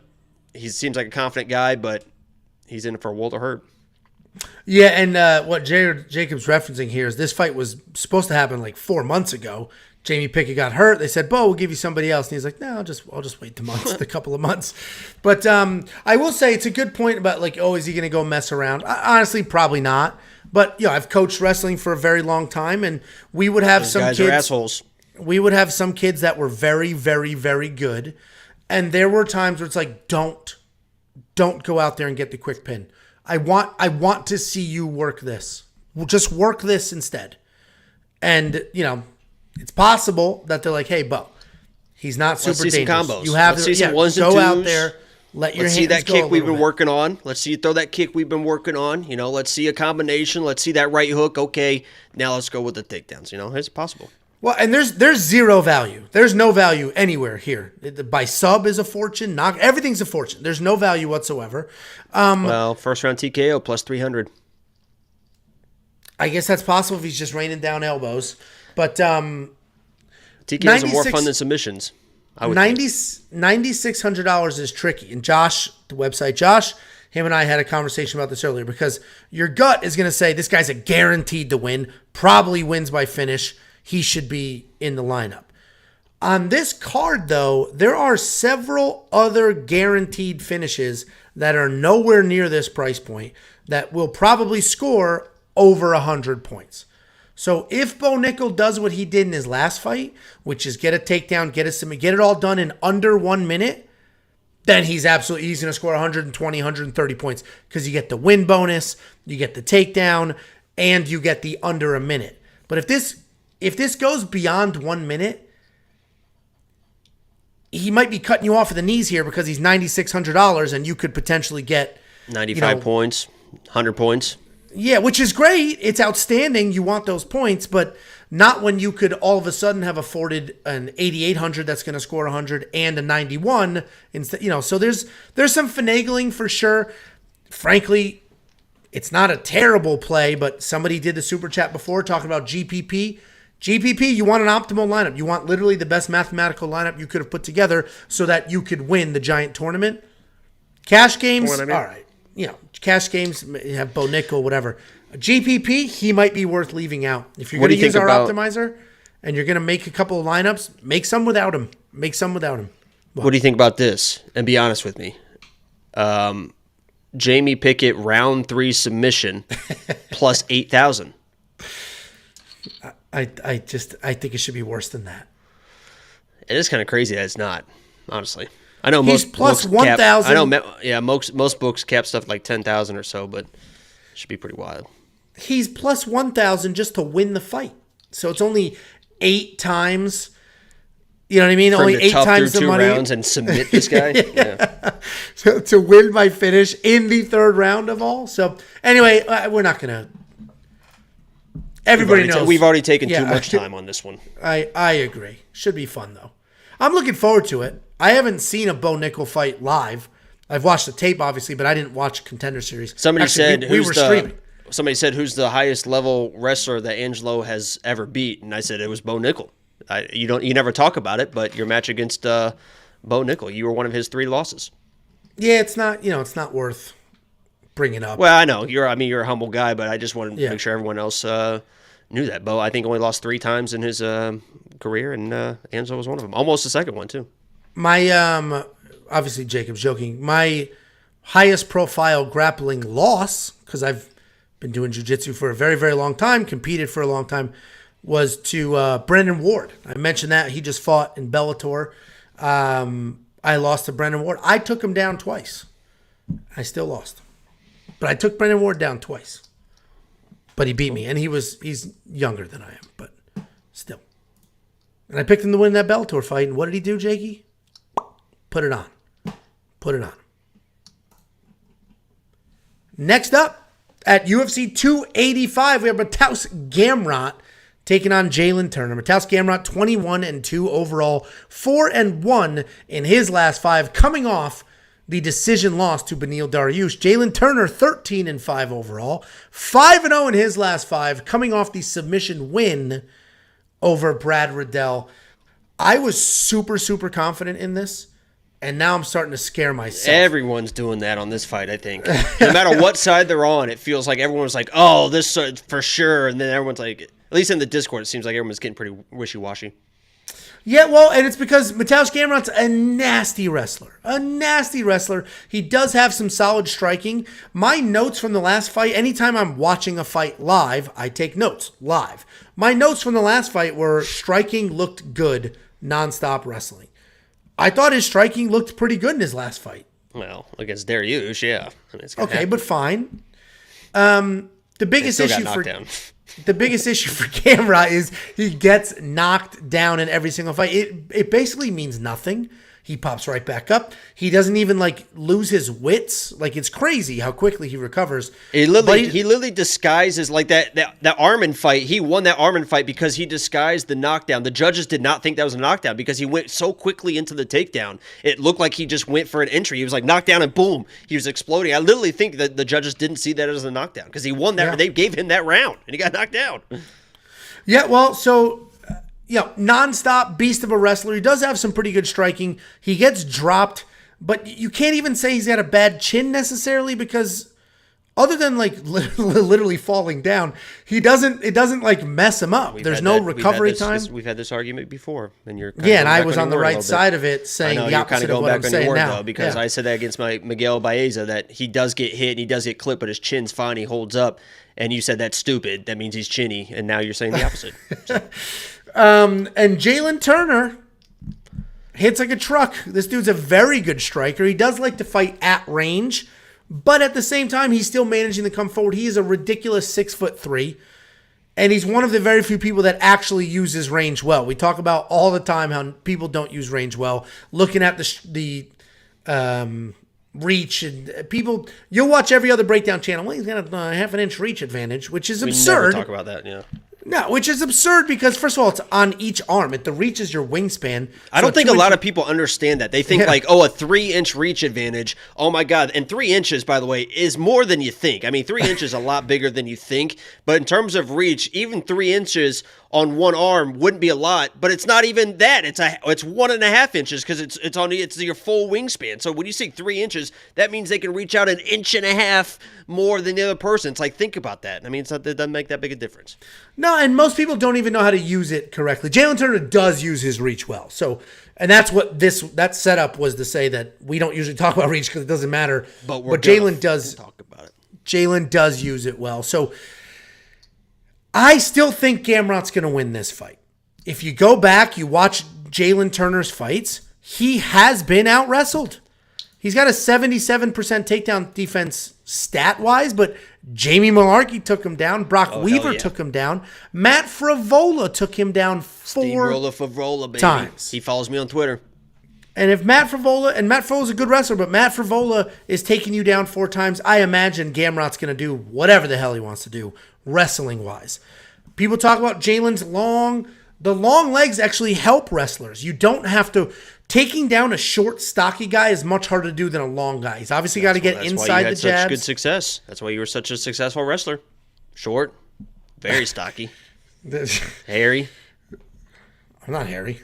I wish I was hairy. I've got Prove it. Oh, what was that? Oh, showing off the ink a little bit. It's a meathead tattoo, but 0 chest hair. Oh, you guys see that? You better put some respect on his. I bet people didn't expect that.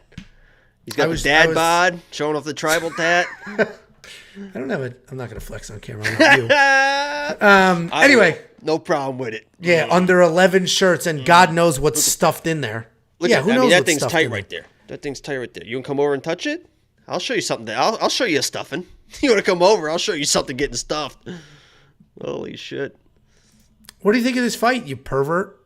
Oh, were you done with your breakdown? Did you pick Gamrot? No, I'm done. You picked Gamrot? I did. I'm very confident. I have a moneyline bet on him, but I'm now scared. It's now my least confident bet.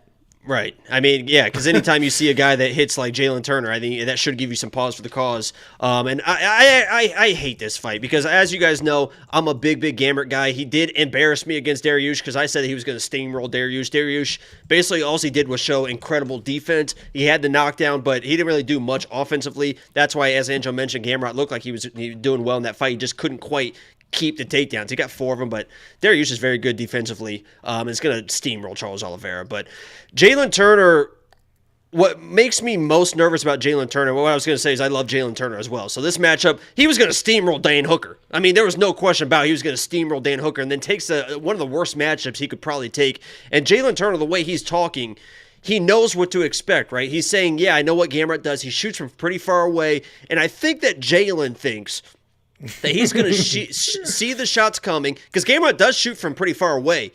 But he's so fast, and he changes directions halfway through. And Jalen thinks that, okay, I see it on film, I'm going to be able to see it coming, and I'll have something waiting for him, right? That's Jalen's game plan. I don't have to defend the stuff. I can see the takedowns coming. I'll have something down the pipe, up the middle, uppercut, a knee, something waiting for him. But Gamrot is one of the only people, and I've talked about this time and time again, one of the only people I have ever seen in the UFC actually ankle pick people. I mean, the speed at which he drops levels and gets on people, he literally will ankle pick people in the open mat. Just grab the back, just rip them down. And I've never seen anyone do that in the UFC at this level, this day and age. I mean, maybe it was happening back when people didn't know, but I mean, this day and age, to ankle pick people, the speed at which he does it. So my pause for Jalen is he thinks he knows what's coming, but that speed is going to be much, much different once you're in there. Yes, Jalen's going to be live with the shots. I even have bets on him because I think he is more live than people give him credit for. Gamrot is, a pretty chinny guy. I mean, I guess we're not going to have that argument again, but he does get hit, and there's no question about that. So Jalen's going to be live, but damn it, man, Gamrot is just so relentless. He gets better as the fights go on as well. He is just going to drown this kid, Jalen. I wish that Jalen did not take this fight because I'm a big Jalen Turner guy. He would have smoked Dan Hooker. I don't think this will set him back too much because it is what it is. He's just getting out-wrestled. Especially if he's just out-wrestled. Yeah, I mean, it is what it is, but and he cannot be the guillotine guy. He's probably going to be, we talk about it week after week, pulling guillotines. You're not going to submit Gamrot with I promise you, you are not going to submit Gamrot with he just knows where to be on every single takedown. He can out-scramble those situations. You can't be the guillotine guy. I feel like Jalen's going to be the guillotine guy as well, and that's going to be his downfall. I'm Gamrot. I'm a little bit higher than most, but I do have my hedges with the Jalen Turner knockouts for sure. Yeah, the line has done some weird yo-yoing because he was all the way down in the -1s. Now he's coming back up. Like the Gamrot line is sort of all over the place. I got 1.5 units on him. I got it at -190. I'm very thankful for that because, It is all over the place, frankly. Well, I think people don't know what to do with him after that Dariush loss because it wasn't a bad loss. I mean, he looked at it. I mean, he got dropped in it, but as you mentioned, it wasn't like a bad drop. And he was basically just out defended by. I mean, he was working. I mean, he shot like something like 20-some takedowns. You could have given him the decision, and I don't think people would have screamed and yelled about it because they would have been like, Beneil can't win a fight. If it wasn't for if he did not get knocked down, it would have been a lot closer for sure. I think. Yeah, because all Beneil did was defend takedown. It was the best takedown defense I've ever seen in my life. Right. Yeah, but all he did was defend takedowns. And even then, he didn't defend all the takedowns. He was still taken down 4 times. Right. So the guy with arguably the best takedown defense in the UFC was still taken down 4 times. And that's all this is. We think Gamrot's going to out-wrestle Jalen Turner. It is short notice for Gamrot, but we're not talking 2 weeks. This is like a month. Right? He's a guy that just wrestles all the time. It's like 3 weeks or a month. This isn't like super short notice. That's my dude. I do love Jalen, man. I'll be rooting for him too. I'll be at the fights, and I love Gamrot, but he embarrassed me against Dariush. I'm gonna be rooting for. I literally am gonna be rooting for Jalen. I hope he gets it done. That'll be a big moment for him. It'll be bigger for Jalen to win this than it will for Gamrot. Gamrot had his chance against a top contender, Dariush. He fucking blew it. So I'm rooting for Jalen for 100%. Well, not me. I've got money on this. DraftKings, $8,600. I think if I get out of my own head and stop scaring myself for no reason, I think $8,600 is a solid price point for a guy that could potentially... He got 4 takedowns in a loss. So in a fight like this against Jalen Turner, who's not going to have the takedown defense of Beneil Dariush, we've seen him not have that takedown defense. Matt Frevola beat him with 4 takedowns. Gamrot should be able to do that, no problem whatsoever. And I understand Jalen's takedown defense has gotten better since then, but Gamrot is top level, much better than Frevola. Like it's, you know. And I will say too, and I mentioned this I think a couple times. I don't think this fight is close either way. I think Gamrot either comes in and looks like Chimaev versus Holland, gets an immediate takedown, is able to control him, find a submission, whatever it is, or Jalen Turner is able to hit him early and put him away. I don't think this is a back and forth fight. I don't think it's like Jalen defending, getting back to his feet. Somebody is going to shine in this matchup, and honestly, like I said, I hope it's Jalen. Yeah, I obviously hope it's Gamrot. I think it will be Gamrot, and I think $8,600 in DraftKings is worth it, but there's a lot of you very, very confident on Jalen Turner. To Jacob's point, you probably have to have one of these guys in your lineup because if Jalen wins, it's by knockout. He's not going to win the Beneil fight. And if Gamrot wins, it's with a bunch of control time, potentially a submission. And if you want to see all those bets, WeWantPicks.com. Sign up, become a premium member, only $10 a month. This week, there's a lot of bets going. Jacob has gone especially wild. I have put notes in there because you distinguished a few bets like, hey, these are just fun, high-risk bets. Little disclaimers in there. So I have the notes in there. So when you're going through, take a look. Those are my Vegas bets. The premium member safety parlay is up. I have 4 legs going. And if you remember, we are up over 21 units of net profit. Net means you got your money back on the bet, and the rest of it is just money you put in your pocket. 21 units of net profit on that safety parlay over the last 12 events. So let's just keep that going. Next up, at UFC 285, we have another rebooked fight. We have Jeff Neal taking on Shavkat Rakhmonov. This was originally booked back in January, and much like the Tabatha Ricci fight we broke down earlier, I loved it. I had 3-something units on Shavkat in the minus 300 range, and then this time he opened up clean at minus 500, whereas probably where he belonged the first time around, and that's the problem with the rebooked fights. Anyway, Jeff Neal is 15-4 overall. He's 3-2 in his last 5. He's coming off the KO win over Vicente Luque, and he's taking on Shavkat Rakhmonov, undefeated in his career. All stoppages. The guy's an absolute savage beast. Jeff Neal, I get it. He's another one of these. He's a very popular underdog this week. And it's funny because I don't think anybody's actually betting on him. I think they're just screaming and yelling about how dangerous he is. Because, you know, frankly, I haven't seen much line movement outside of what you see here, which is just a couple of points. But Jeff Neal hits hard. He's a good striker, very real power, got some solid volume, and some solid takedown defense. He's not like the most technical guy in the world, but he doesn't need to be because he'll dictate the pace. He'll bomb away. And he's coming off that win over Vicente Luque where he looked good early, started the fade, and then ended up finding that knockout. Shavkat Rakhmonov, this dude, I mean, it's not ridiculous that this dude's going to be champion in the next couple of years. I mean, this dude's an absolute savage, submitting people, knocking people out wrestling people, out striking people. He's just doing whatever the hell he wants, including Jacob's favorite thing, jumping guillotine, and he's snatching those things up.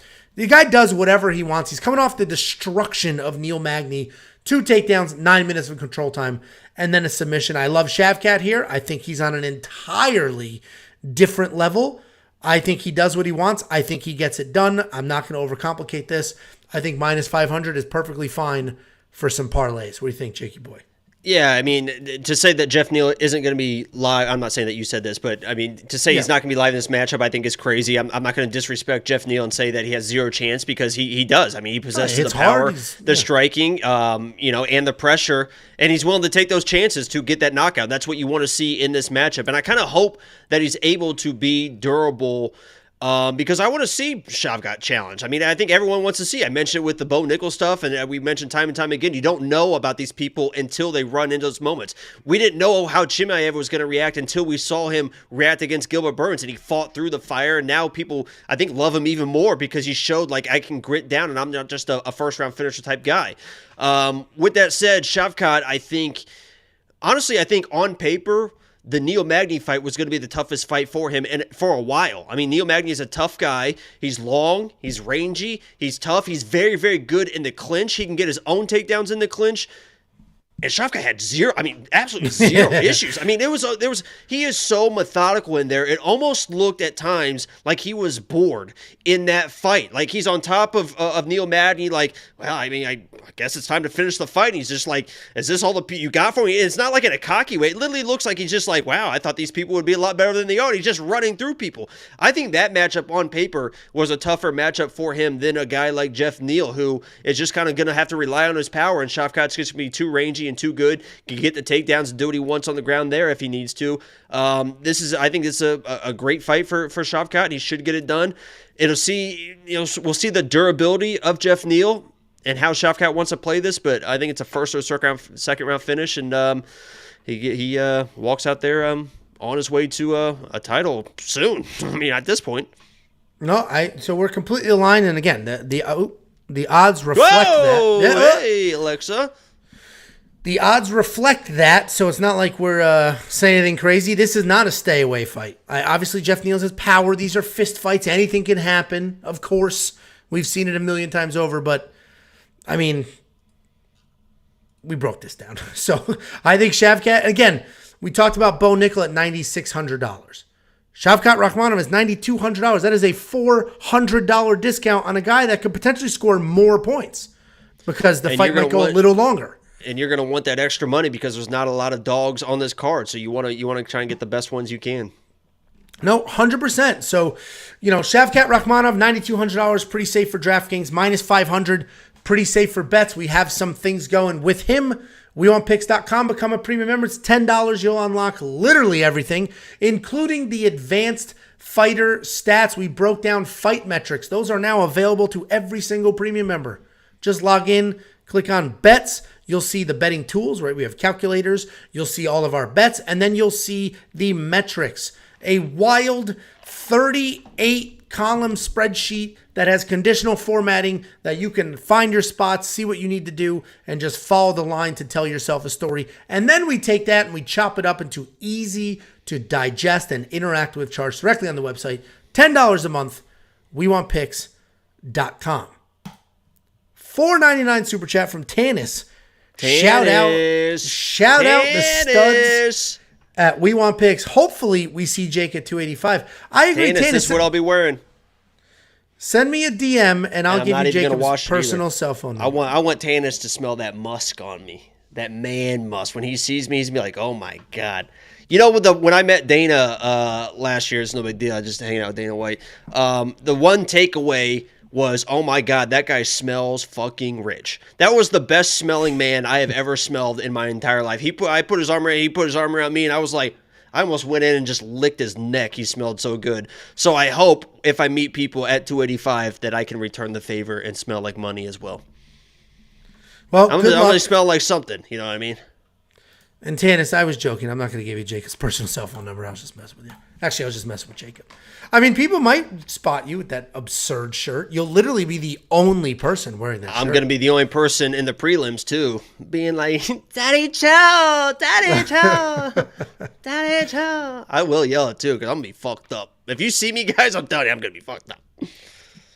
You're going to wear lifts so you keep this illusion that you're not a small man? I mean, everyone's going to see. No, we know that once I get this picture out with Tannis, we got to find each other. And once we get that picture done, people will know the tower that I am. The tower. All right. Let's move on. Next up at UFC 285, we have the co-main event of the evening. We have Valentina Shevchenko defending her title for the 7th time. I forget what number. Woo! Yeah, she already defended it 7 times. So for the 8th time against Alexa Grasso. Valentina Shevchenko is 23-3 overall. 5-0, obviously, in her last 5. She's riding a 9-fight win streak. She's taking on Alexa Grasso, 15-3 overall. 4-1 in her last 5, who was on a nice little 4-fight win streak. We already know Valentina. She's great everywhere. Great striking, very good takedowns as of late. Real trip, bully-style takedowns, judo-style takedowns. She's worked those in really well. She's got the championship mindset. She's got the composure. She never seems like she takes a fight off. This last fight, she's coming off the split decision win over Taila Santos. A lot of people think she lost that fight, but she was in there. She was working. She was trying to win that fight. It didn't look like, and we'll talk about John Jones in a little bit, but she was trying to make it happen, and Taila Santos was just a lot tougher than a lot of us thought she was going to be. She's taking on Alexa Grasso. Alexa Grasso's a fun striker. She's impressive. She's got some volume, decent takedown defense. It's listed at 64%, but even Carla Esparza, who's one of the better wrestlers in the division, only went 4 for 11 on takedowns against her. So that was certainly held up in that fight. She has no problem getting in your face and slugging it out. She has no problem hanging out in the pocket.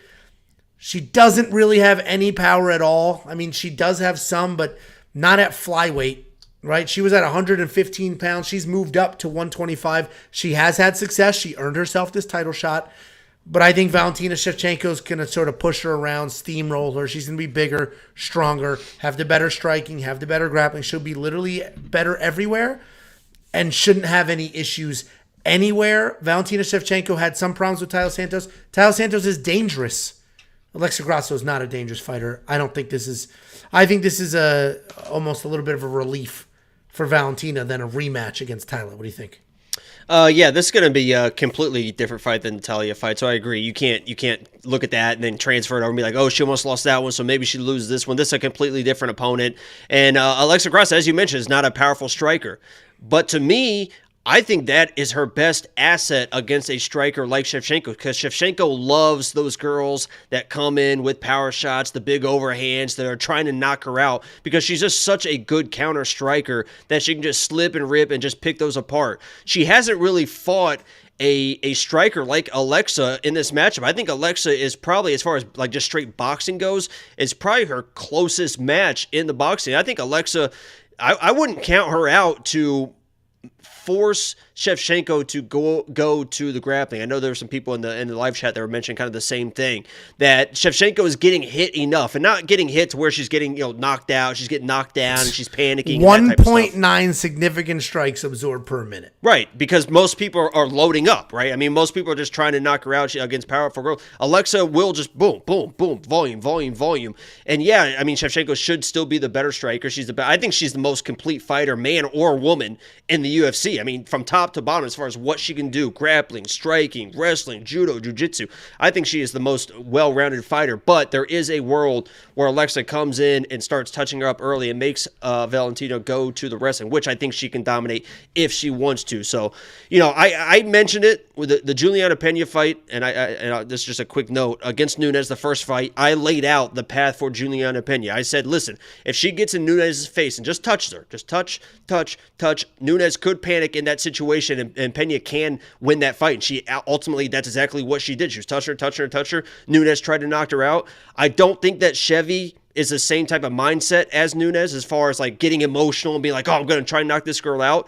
But crazier things have happened than Alexa coming in, putting some hands on Shevchenko, and then Shevchenko thinking, I need to bully this girl. Because I don't know if you saw the quote that Shevchenko had about Alexa Grasso going in this fight. She was like, oh, she's like a sweet little puppy. Like, I look at her like just this smiling, happy little puppy dog. And it's like, that's pretty disrespectful for a girl on Alexa's level as far as the striker. So Alexa's going to come out. You know I love my Mexicans. I mean, when you represent Mexico and the Mexican flag, those people are absolutely the toughest people in the entire world. Do not be surprised if Alexa has some success early, and then Shevchenko goes to the wrestling and starts dominating there. But it is a Shevchenko play pretty much all the way, with all that said. We've been doing this 2 hours because I could hear your fat shit dog getting his second meal. Wow. That was, Oh, yeah, her. We're going to get, Every time we do these. Peter's going to be all over us for that one. You misgendering a dog. There's nothing you could do worse these days. Misgendering, and it's a dog. People love their dogs. You're fucked. We go live at 7:30 Central. That stupid automatic feeder goes off. Jacob's biggie boy dog gets its food. 2 hours later, another meal for Jacob's biggie boy dog. Like listen, I hear you. I get it. Like, Alexa Grasso's not a straight up bum, but she's... And the comment section is wild right now. Everybody just wants to be different. The best boxer in women's MMA. She's going to dominate. I mean, come on. Let's be real.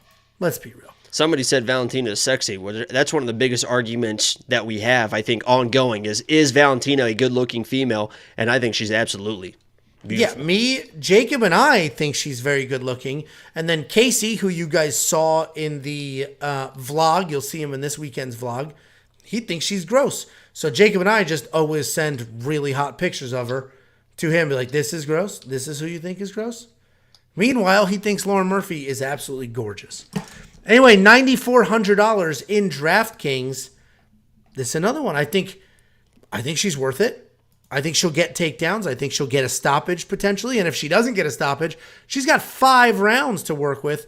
And she's going to work in some takedowns. I mentioned she has 21 takedowns in her last 5 fights. 21 in her last 5 fights. 3 against Tyler Santos, who's big, strong, and has better takedown defense than Alexa Grasso. So I see Valentina. If Alexa Grasso is the best boxer in women's MMA, then Valentina's just going to go to the grappling, get the takedowns, and she'll score a ton of points there in DraftKings as well. Do you agree? Yeah, there's just too many paths for Valentina, unfortunately. I think everyone, I don't know if everyone's going to be rooting for Alexa, but everyone, that'd be a fun underdog to win if she pulls that off. Holy shit. You always want to see that stuff. I'll never forget when Matt Serra beat George St. Pierre. Like, you want to see those wild, like, oh my God, I can't believe it happened. I mean, you could say that you had that with Leon Edwards. Not as extreme, but oh my God. I mean, everyone says they were putting that in Discord today. That was like the upset. It had to be one of the greatest upsets of all time. It's not an upset when the better fighter wins. So, I mean, that just disqualifies it right there. Okay, well, there you go.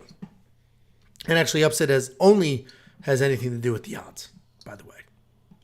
Well, the better fighter won that night, so there's no upset. Okay.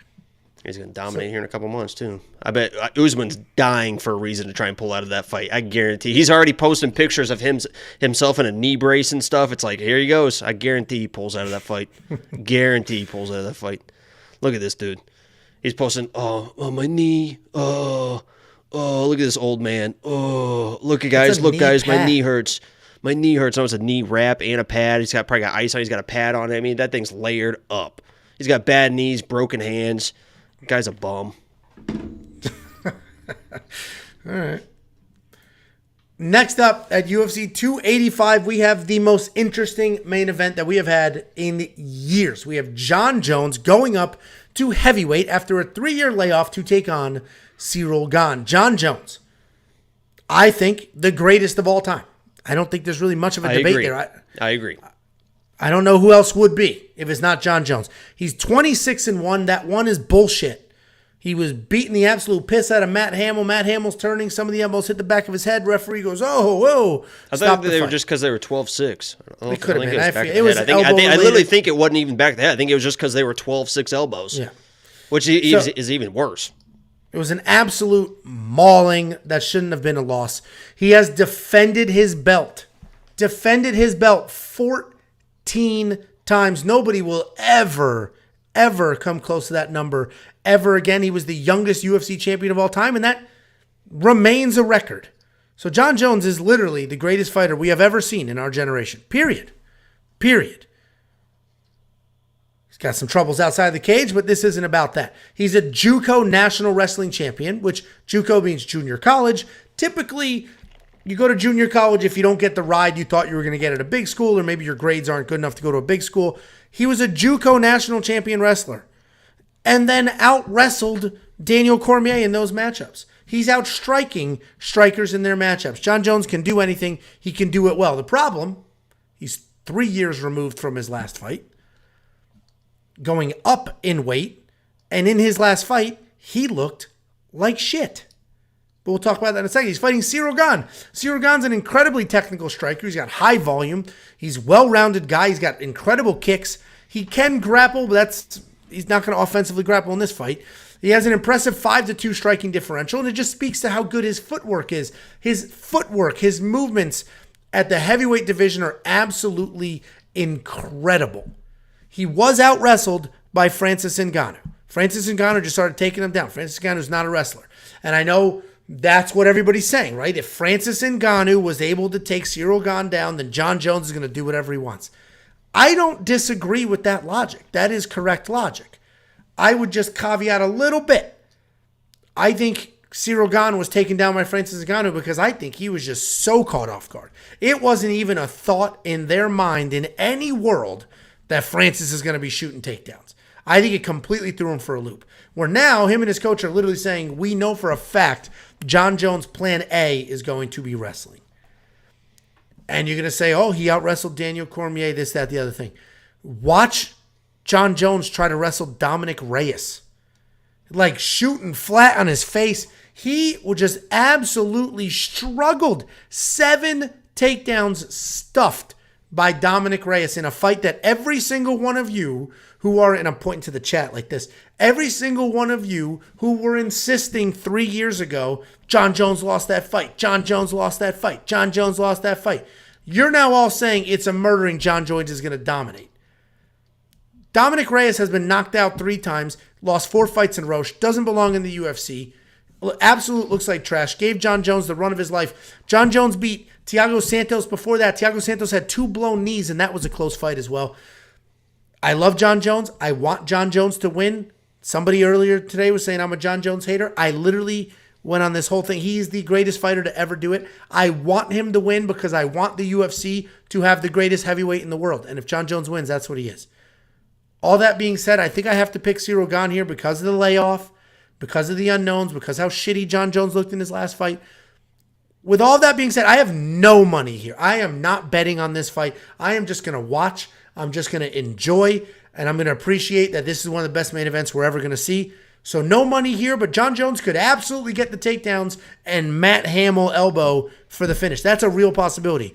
It's also possible he looks like he's 47, even though he's only 35 because of the layoff and all the other factors. That was a very long rant. What do you think, Jakey boy? Yeah, let me just double down on the fact that I also think that Jon Jones is the GOAT. So what I'm about to say has no effect on the fact that I think Jon Jones is the GOAT. But, as Angelo mentioned, and one of the things that I was saying all week this week and even last week on watching film and stuff is if you just looked at these guys as Fighter A and Fighter B, you didn't have the names, you didn't know who they were, you just saw Fighter A, Fighter B, you're watching their last fights just as silhouettes. You don't know who it's against. You just know you're watching this fighter as a silhouette. You're watching Gane as a silhouette, and you're watching their recent fights, and you're watching how they fight. And you took Fighter A, Jon Jones, and Fighter B. You would put Fighter B as a minus 200 favorite from the way that they have been fighting their recent fights. Jon Jones, I know that he's been winning those fights, and champions, they find a way to win. He grits it out. He does have the pressure, and he breaks people down, and that's how Jon Jones has been winning recently.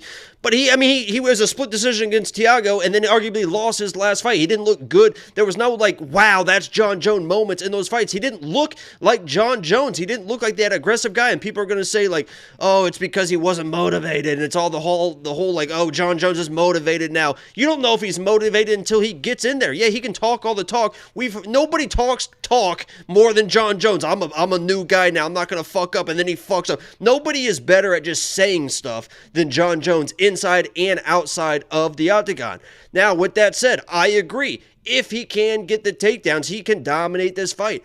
I don't think he can get the takedowns. People are going to say Francis Ngannou took him down. As Angelo mentioned, Angelo made a good point. I don't think he was expecting the takedowns. And Francis Ngannou can just knock this dude out. Ciryl Gane has to be terrified at all moments. Every second of that fight is don't get knocked out. Don't get knocked out. When's the shot coming? When's the shot coming? So when you shoot a takedown, those people have the best advantage of shooting takedowns because you're so worried about the knockout that you can change levels and they have the high guard. Ciryl Gane can be much more athletic in his stance, in his hand placement, in his footwork against a guy like Jon Jones because Jon Jones isn't as dangerous as Ngannou is on the feet. So Ciryl Gane can be a little bit more ready for those takedowns when they come.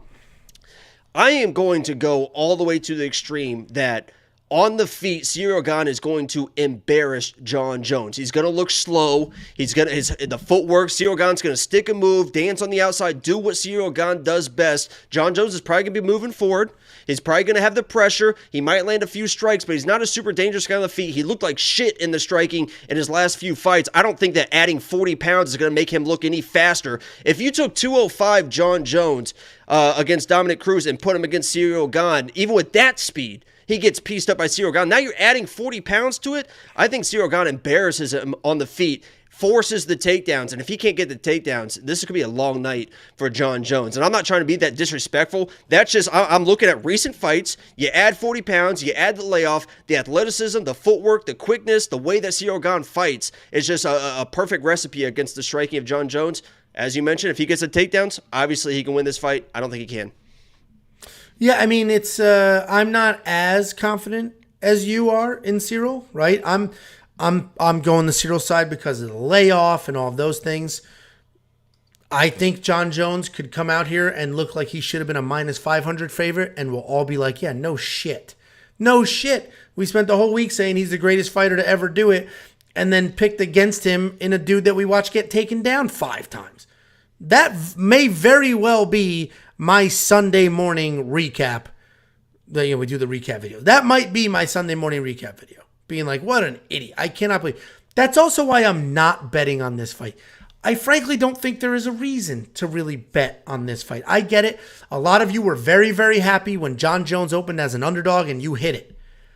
And if you got Jon Jones as an underdog, just bet Ciryl Gane as well and you have yourself an arbitrage bet. Take the free money and just watch this fight because we need to respect this main event. This is one of the most exciting main events we have had in a very long time. So many questions, so many factors, so many variables, a long layoff, the best to ever do it. But 3 years, he's older, he's going up in weight. Like there's so much going on here. I am so excited for this fight.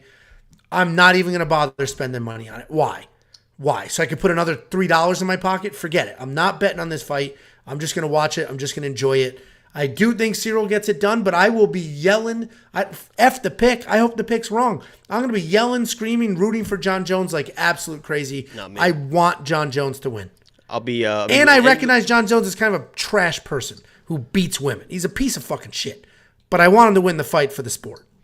The only thing I will mention is the demeanor of Gane is probably his biggest red flag, right? Because he is a guy that you see in the embeddeds and stuff. He likes to have fun. People talk about, he's mentioned like, I don't really like training. I'm lazy in my training and this and that.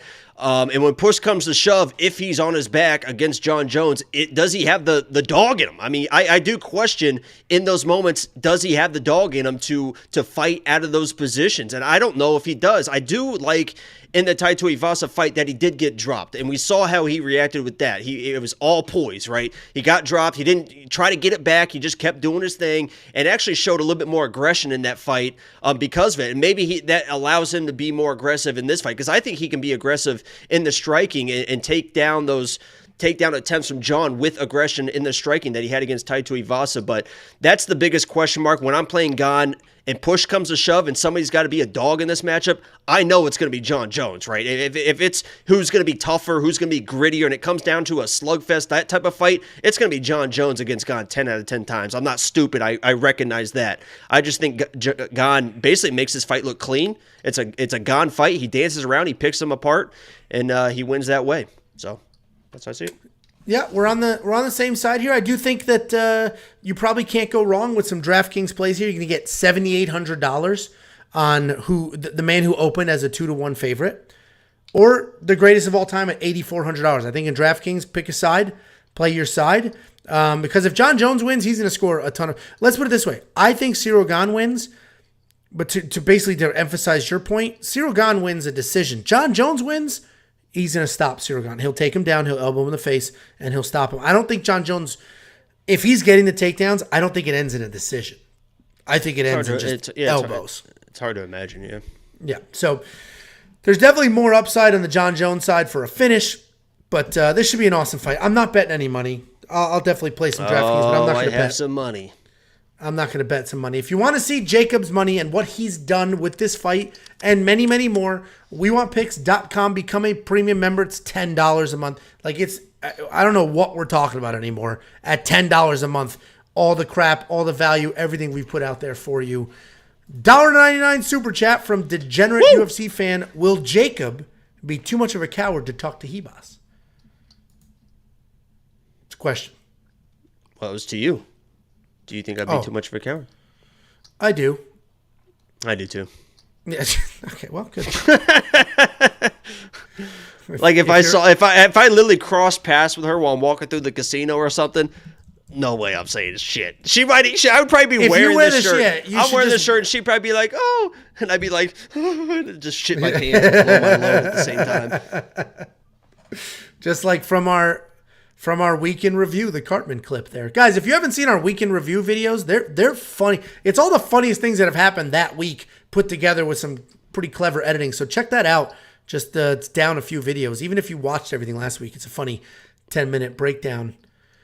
Become a premium member. It's $10 a month. And we have added a feature today. Today, we dropped metrics and analytics.